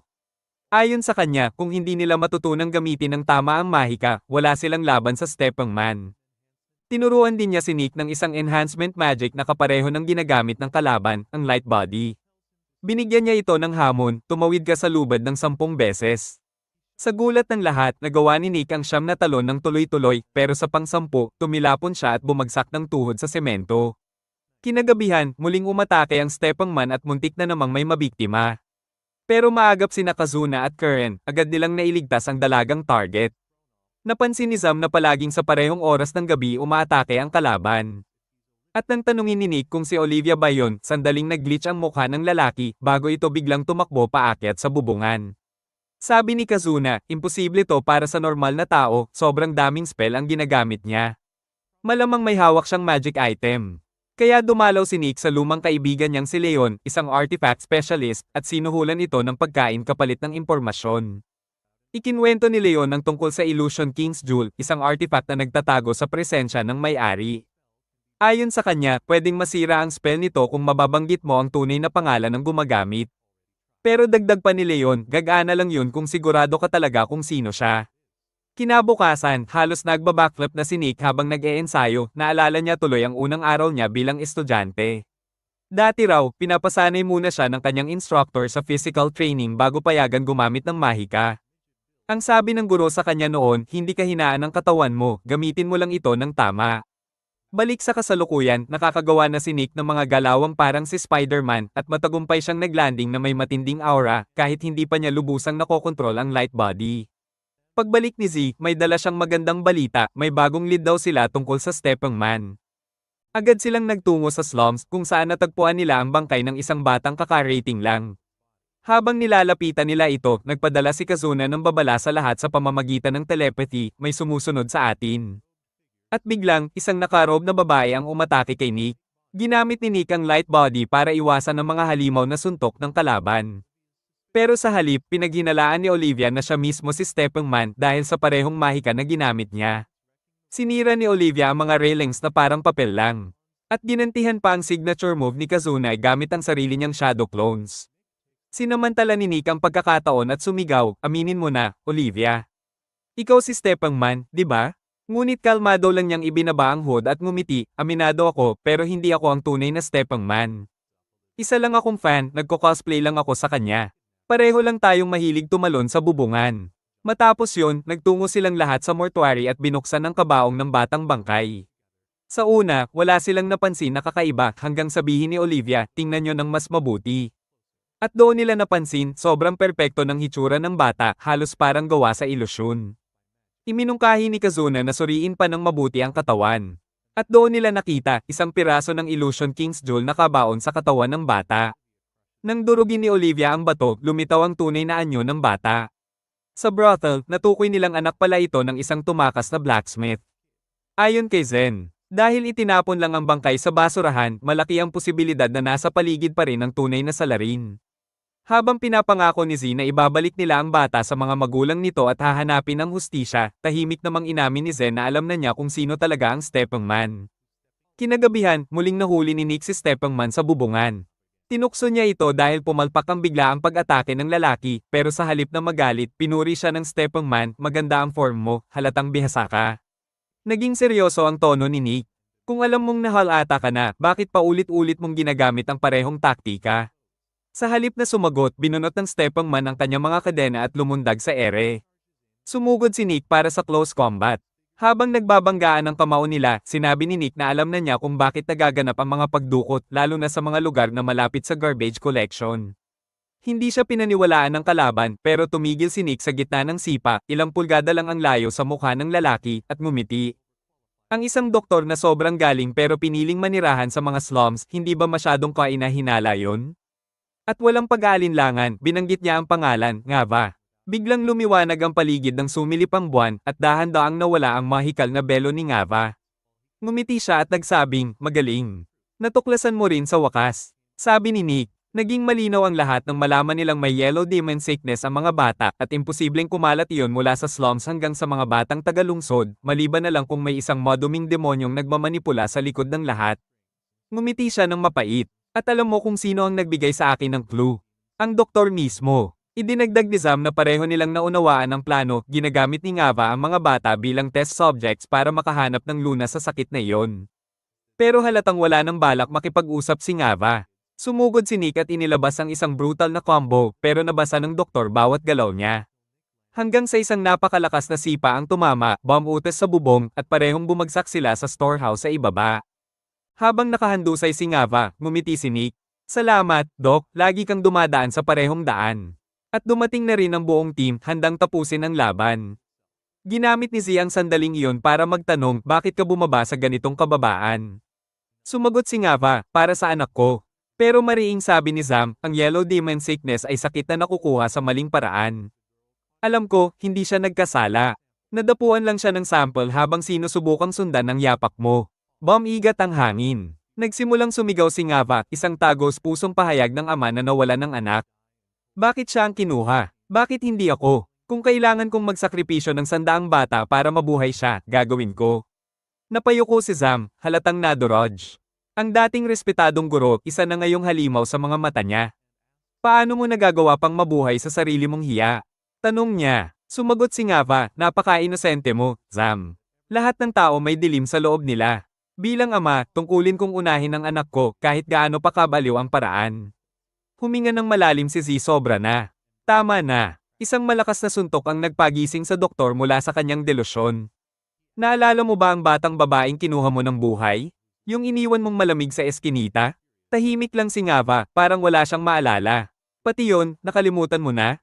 Nakita ko mismo ang mukha ng mga magulang niya habang binabalik ko ang bangkay ng anak nila. Umiiyak ang buong komunidad dahil lahat ng batang yon may nagmamahal din sa kanila gaya ng pagmamahal mo sa anak mo. Nang marinig yon, bumigay si Ngava. Mahina niyang sinabi, may nakilala akong pari noon, kumapit ako sa kanya, desperado. Tinanggap niya ako, kaya ako naging pari. Tahimik lang si Z, kahit anong sabihin mo, may mga buhay kang nailigtas sa klinika mo. Para sa kanila, isa kang tunay na doktor. Ngumiti si Ngava, mapait at pagod. Hindi mo pa rin naiintindihan, kahit pigilan mo ako ngayon, hindi mo maayos ang lahat. Sabay ubo ng dugo habang bumabalik ang katahimikan sa paligid. Pero nananatiling matatag si Zen at sinabing haharapin niya ang kahit anong dumating, isang hakbang sa bawat pagkakataon. Biglang naramdaman ni Kazuna ang paparating na panganib na mabilis na lumalapit. At sa mismong sandaling binalaan niya ang grupo, isang sinag ng enerhiya ang bumulagta sa dibdib ng matandang doktor.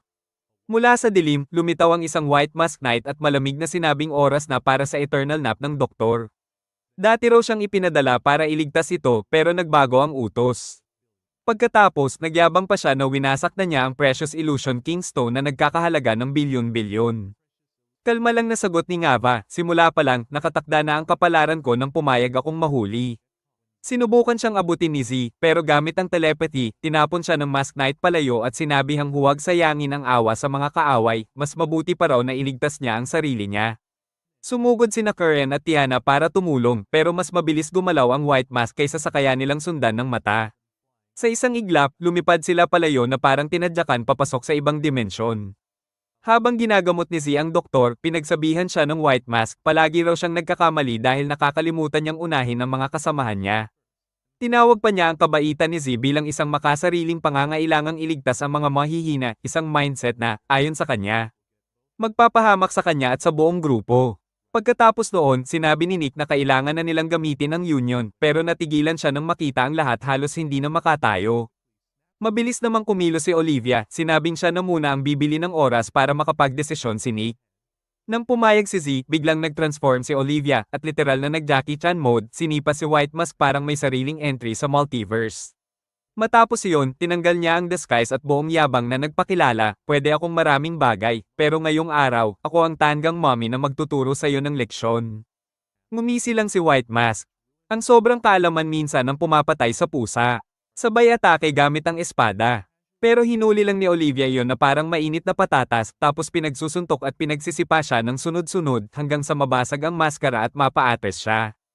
Habang nagsisimula ng maghilom muli ang katawan ng White Mask, napagtanto ni Olivia na hindi niya mababasag ang ancient gear nito. Kaya pinagsama ni Nick at Z ang kanilang kapangyarihan at sa unang pagkakataon, nakita ng White Mask ang sarili niyang napapraning. Nang marealize niyang may kalaban siyang karapat-dapat, ginamit niya ang gravity magic para ipako si Olivia sa lupa. Muntik na ring madurage si Z sa espada nitong mas mabigat pa sa bundok. Kaya lumipat si Nick sa speed-based attack na unay inakala ni White Mask na simpleng stepping spell lang. Pero hindi, totoo nga, tumatalon si Nick sa gitna ng ere mismo. Samantala, habang iniisip ni Olivia na malapit na siyang sumalangit, napansin niyang humina ang pressure, nakawala siya mula sa gravity spell.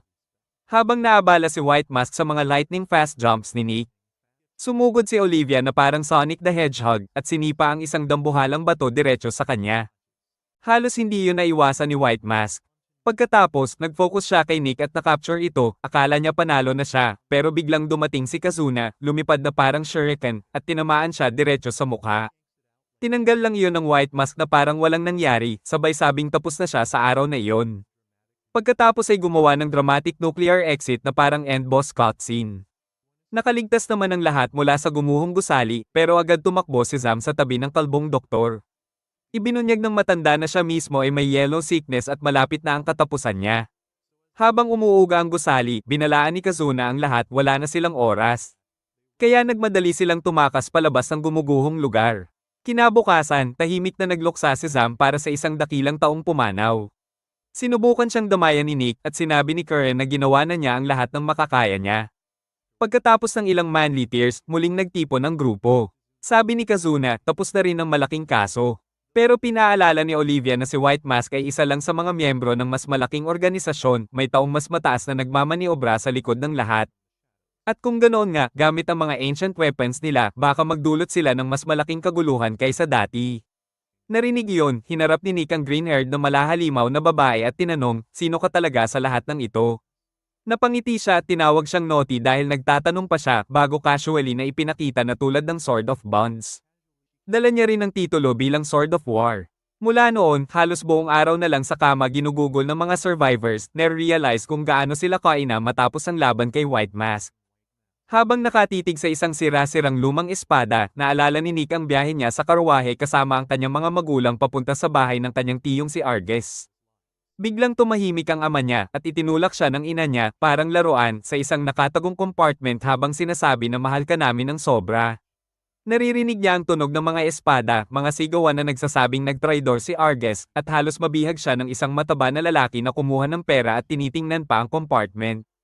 Ngunit mas lalong pamit ang kapalaran ni Nick nang makita niya ang isang malaking lalaki na may kutsilyo habang humahabol ang mataba. Bago magsara ang mga mata niya, pinatay ng malaking lalaki ang walking Big Mac at nagmumura ng sorry. Kalaunan, nalaman ni Nick na ang lalaki pala ay ang kanyang tiyo Arges at siya'y naging estudyante nito. Dahil sa pagdadala ng pagkakasala sa pagiging walang magawa at sa kabiguang protektahan ng kanyang mga magulang, nagtatanong siya sa sarili kung ano ang pwede niyang ginawa para mapabago ang nangyari. Nakahiga siya sa kama, lumalala ang dilim sa kanyang isipan hanggang sa tuluyang makatulog. Nagising siya sa tunog ng malakas na ulan at si Agatha na kumakanta sa malapit. Na may payong na nahulog mula sa kanya at napunta sa ulo niya. Nagtapos ang gabi sa isang tahimik at sweet na moment habang nagkukwentuhan. Samantala, pinamahalaan ni Zen ang klinika ni Dr. Ngava at nakahanap ng totoong kasiyahan sa pagtulong sa mga tao sa slums na talagang nangangailangan. Napagtanto niya na imposible siyang magalit sa doktor at tuluyan ng tinanggap ang kanyang makasariling kagustuhan nang makita ang ngiti sa mukha ng isang pasyente. Sa bahay ni Tiana, ginugol niya ang mga gabing walang tulog sa pagre-reflect sa kanyang buhay. Kahit panalo siya sa lahat ng pastahan at halos nalulunod sa yaman, tila walang saysay ang lahat hanggang sa matikman niya ang isang masarap na sopas na nagpapaalala sa kanya ng isang kaibigan na tiyak na magugustuhan yon. Kinabukasan, in-check ni Karen ang lahat at tinanong kung ayos lang sila. Napansin ni Kazuna ang ginagawa ni Zam sa libreng oras nito at naalala ang rule nila na huwag pakialaman ang buhay ng bawat isa. Pero ngayon, pakiramdam ni Kazuna, naging malamig na ang lahat simula nang matapos ang misyon at lumayo sa isa't isa. Gabi na iyon, bumisita si Kazuna kay Zam sa klinika. Nang sabihing umalis na siya, sagot ni Kazuna, hindi ko kailangan pakialaman ang buhay mo para lang bantayan ka sa delikadong lugar. Kinabukasan, dumaan si Karen. Sinubukan ni Kazuna na mag-break the ice. Pero nang malaman niyang nag-breakfast sila nang wala siya, agad siyang nagalit. Habang naglalakad sa mga kalye, inis siya na hindi pa rin niya makalimutan si Kalios. Nakakita siya ng batang babae na nahuhulog sa parehong scam na minsan niyang naranasan at pinagalitan ng sleazy merchant. Pagkatapos noon, nagtagpo sila ni Nick at ng iba pa at inimbitahan siyang sumama sa festival. Pumayag siya. Pangalawang sinabi ni Tiana na may masarap na pagkain. Ang pagiging kasama ang kanyang mga kaibigan ay nakatulong na maalis ang inis sa kanyang huling team. At nangako siyang gaganapin ang tungkulin bilang isang proud dragon iyan na kasama ang sangkatauhan sa pagligtas ng mundo. Biglang pumasok si Olivia na may wild news tungkol sa pagbabalik ng Demon Lord at may kinalaman si White Mask, pero mabilis niyang inamin na nasa isip lang niya iyon, ang tanging galing niya ay paggawa ng fake news. Nakikita ang lahat na magkasama, naging emosyonal si Karen at tuluyan niyang inamin na iniisip niya ang nawalang Dragon King Stone kahit masaya siya kasama ang lahat. Sabi ni Tiana, pwede na siyang maghanap nito pero sa pagkakataong ito, kasama ang buong grupo. At sinabing hindi na kailangan sumunod sa rule nila kung ang personal quest niya ay magiging mission para sa party.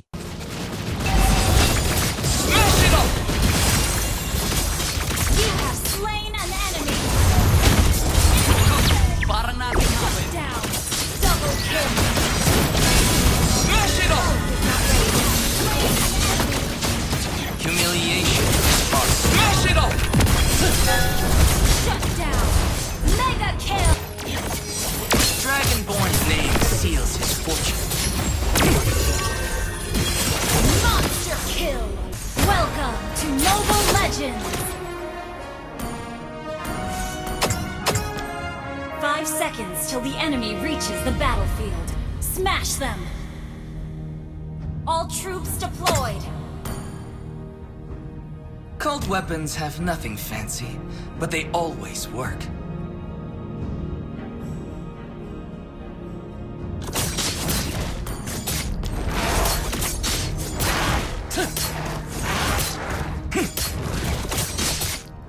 My shame made me an outcast.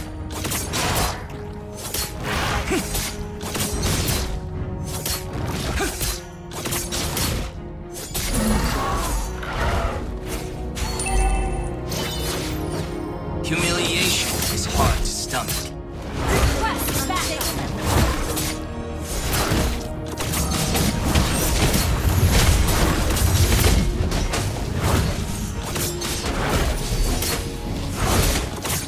My trio comes out of practice.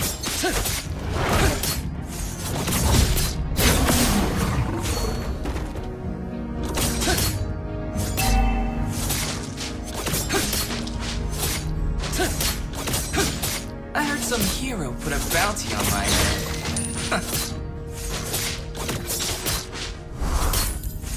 Launch attack!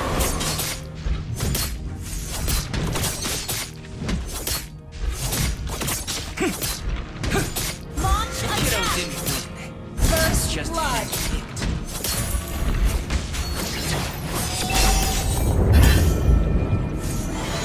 Smash it up! An enemy has been slain! An ally has been slain! Launch attack!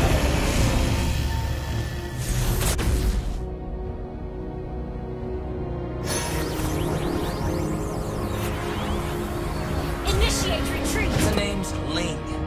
You'd better get it right.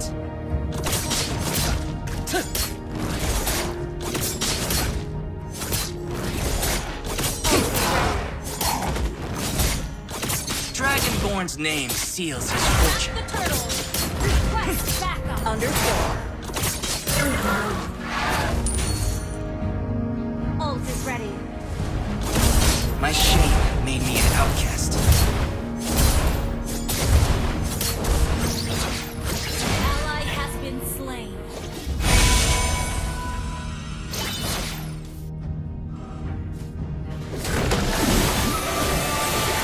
Humiliation is hard to stomach.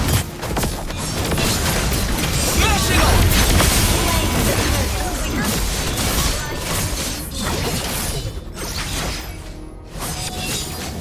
An enemy initiate retreat!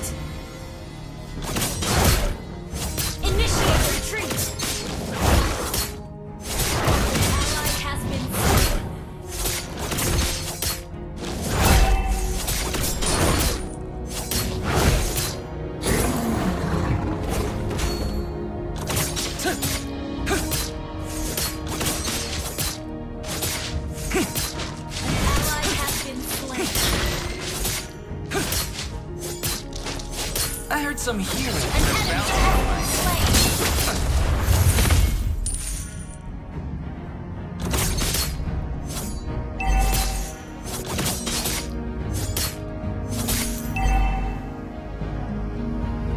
The name's Ling. An ally Better has get been it right. slain. Initiate retreat.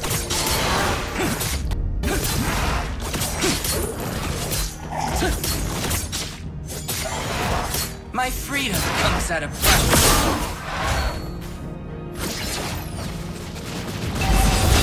Smash it up! You have slain an enemy. Parang natin hapon. Down. Double kill.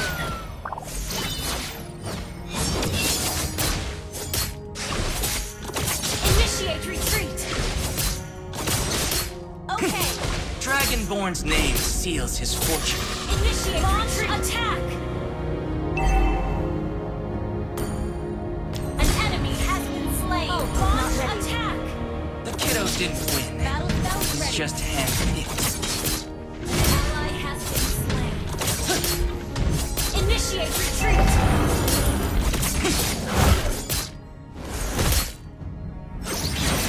Cold weapons have nothing, Ally has been but they all smash it up! An ally has slain the turtle. Enemy battle spell on CD.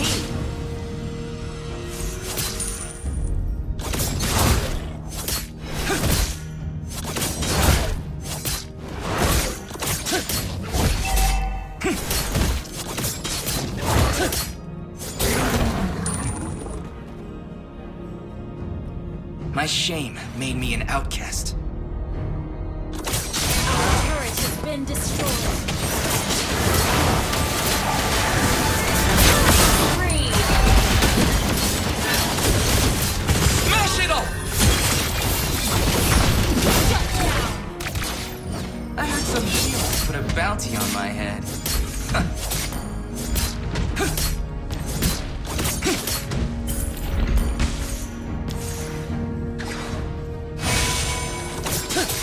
Humiliation is hard to stomach. Ally has been slain.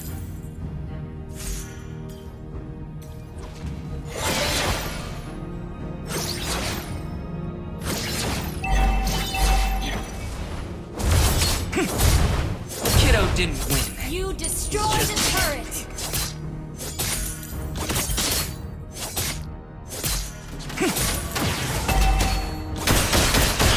Slain. Been destroyed.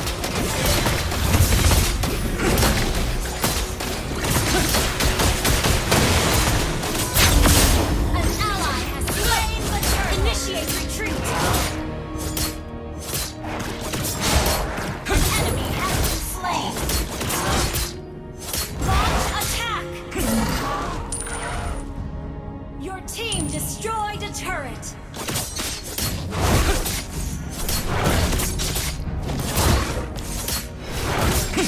Cold weapons have nothing fancy, but they always work.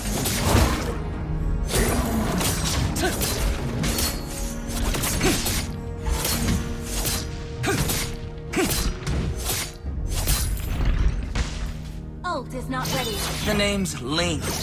We better get Request it right. backup.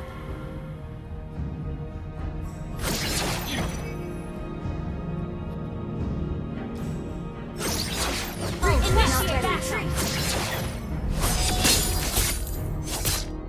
Dragonborn's name seals his fortune. Initiate not ready.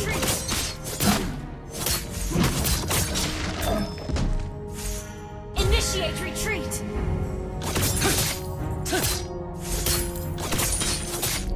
Humiliation is hard to stomach. Superb control. Ally has been slain. Your team destroyed the turret. Request backup.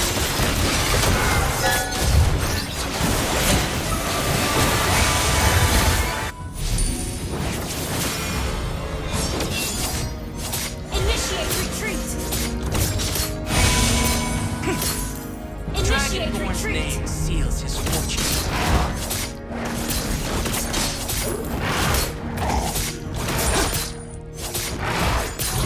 Request backup. Initiate retreat.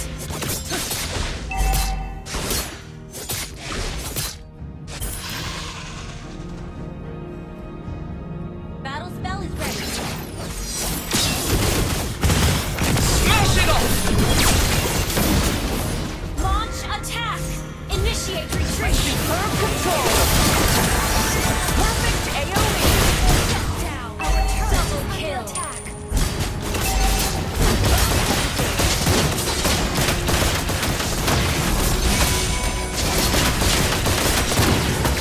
The name's Blink. Better get it right.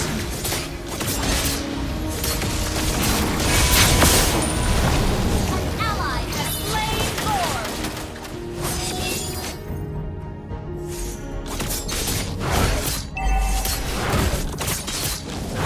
Initiate retreat.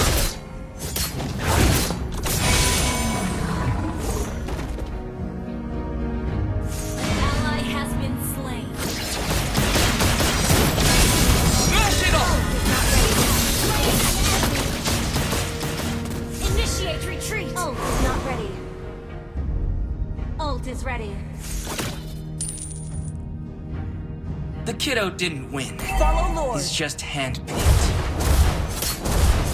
Your team destroyed a turret. Shut down.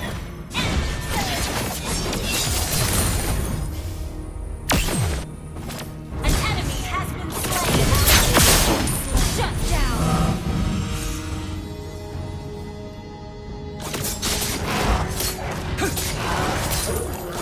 Both weapons have nothing fancy, but they always work.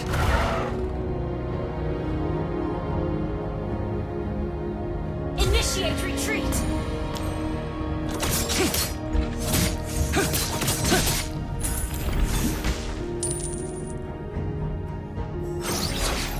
Launch attack.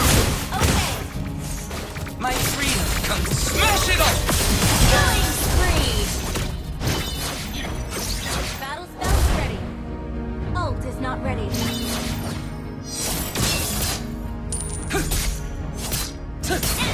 Initiate retreat. Initiate retreat. I heard some hero put a bounty on my head. An enemy has been slain. The kiddo didn't win. He's just hand-picked. An enemy has been slain.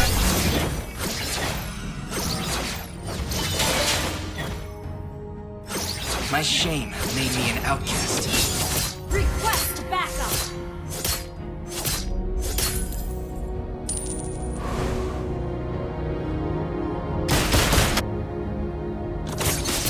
My freedom comes at a price. Thank you.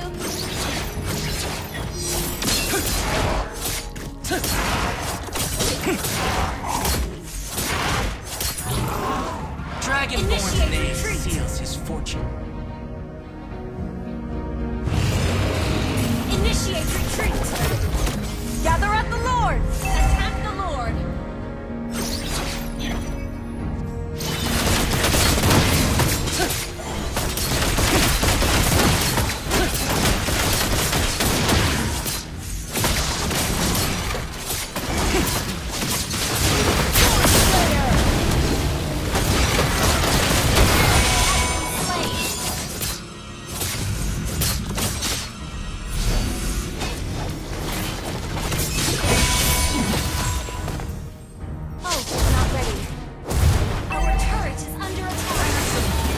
bounty on Our my turret has been destroyed.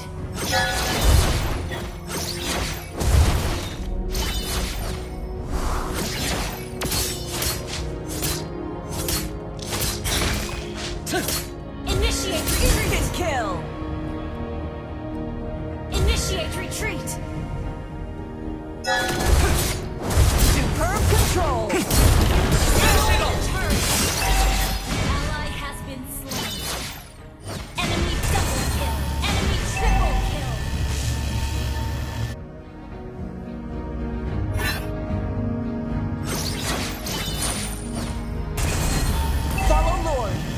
I'm low on HP. Cold weapons have nothing fancy, but they always work.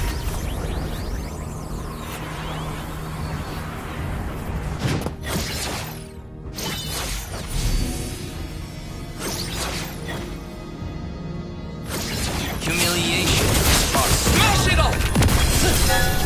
Shut down! Mega kill!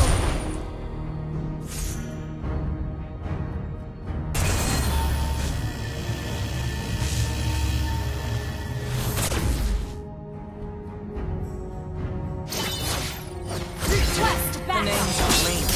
You better get it right.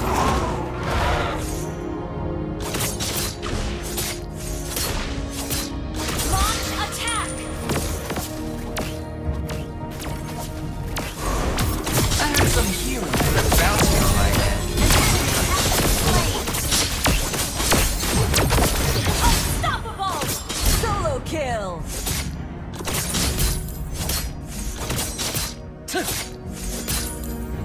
Humiliation is hard to stomach. Request backup! Okay, your team destroyed a turret. An enemy has been slain.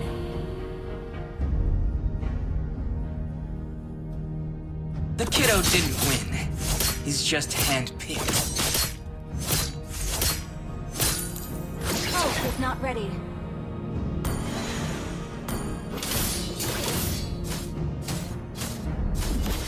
My shame made me an outcast.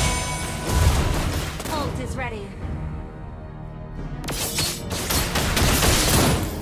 Launch attack! Cold weapons, nothing. They always work. Smash it up!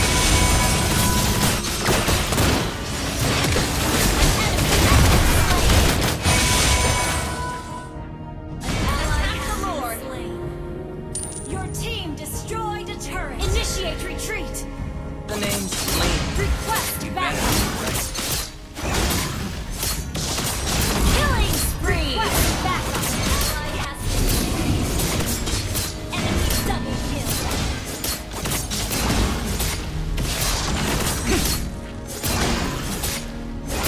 Dragonborn's name seals his fate.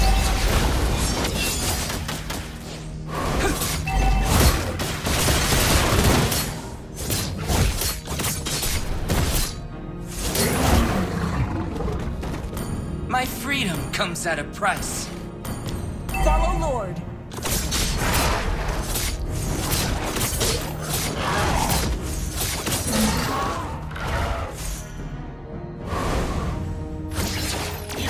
Dragonborn's name seals his fortune. Monster kill.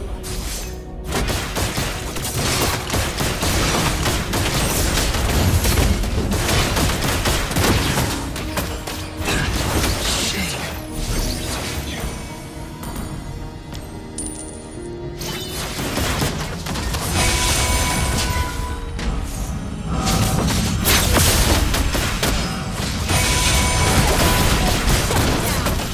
Mega kill.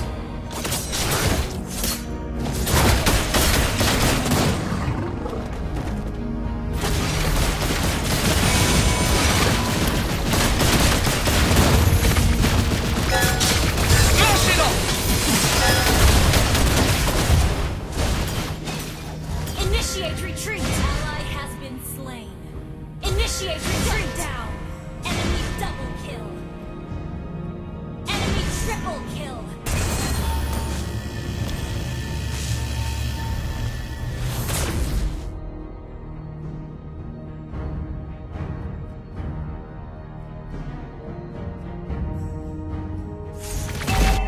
Humiliation is hard to Our stomach. turret has been destroyed.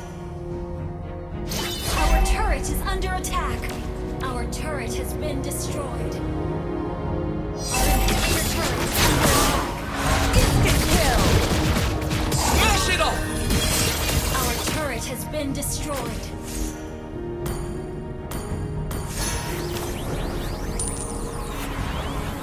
The name's Ling. You'd better get it right.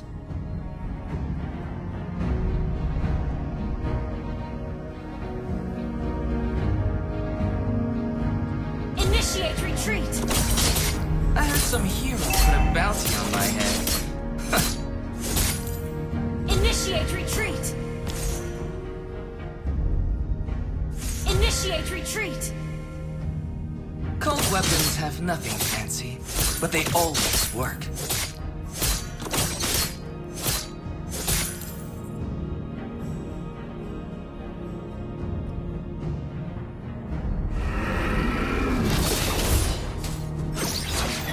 My shame is being an outcast. Request backup!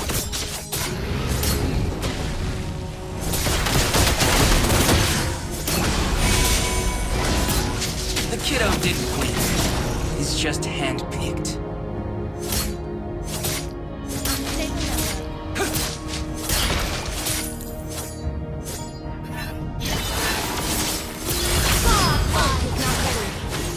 Initiate retreat! Our turret is under attack! Our turret has been destroyed!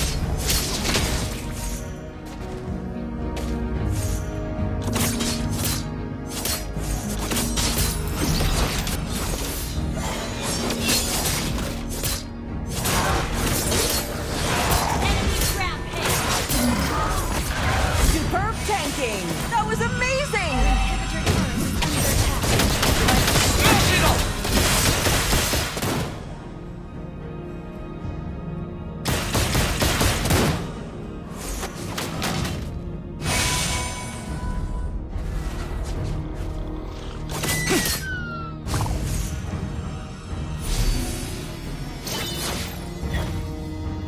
I heard some hero put a bounty on my head.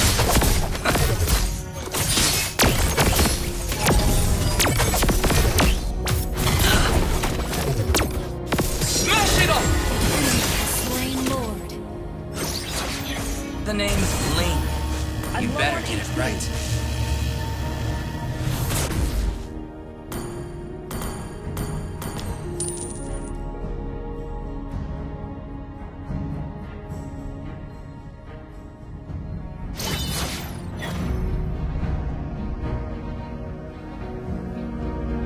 Initiate retreat!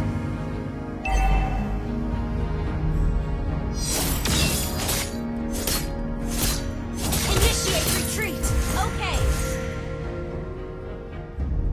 Attack enemy lord! Initiate retreat! Humiliation is hard to stomach.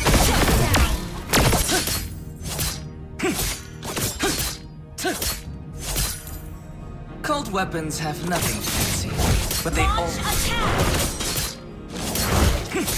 Request initiate retreat!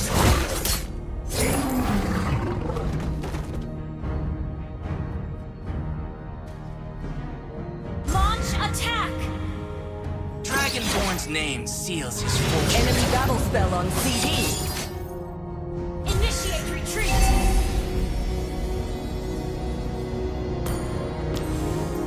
Killing spree! Initiate retreat!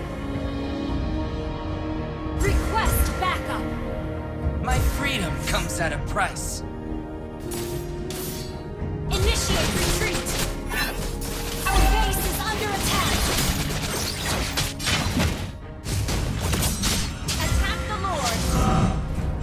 Battle spell cooldown. The kiddo didn't win. He's just handpicked.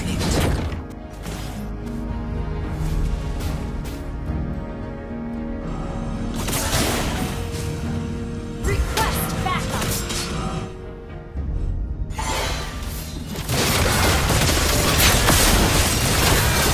You have slain an enemy! I'm low on HP. Request backup! Understood. Humiliation is hard to stomach. Shut down!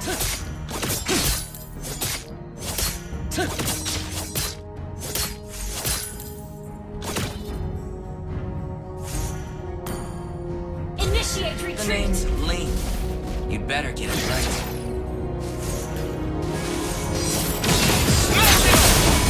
You have slain an enemy!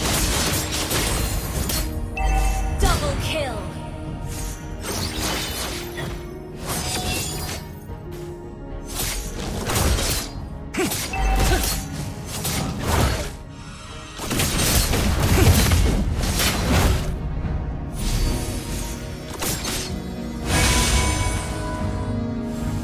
My freedom comes at a price.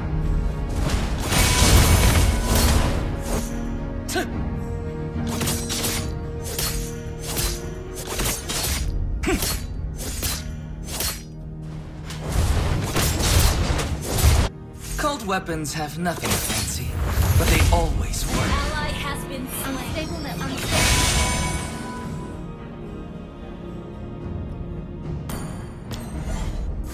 Initiate retreat! Dragonborn's name seals his fortune.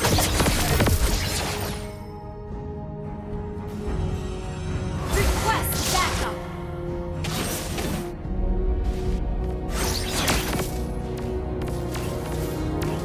My shame made me an outcast. Superb control. Ally has been slain. An enemy has been slain!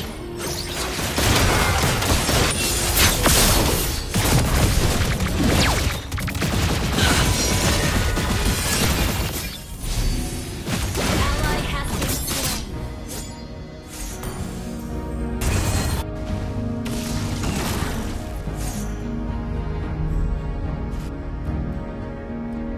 I heard some hero put a bounty on my head.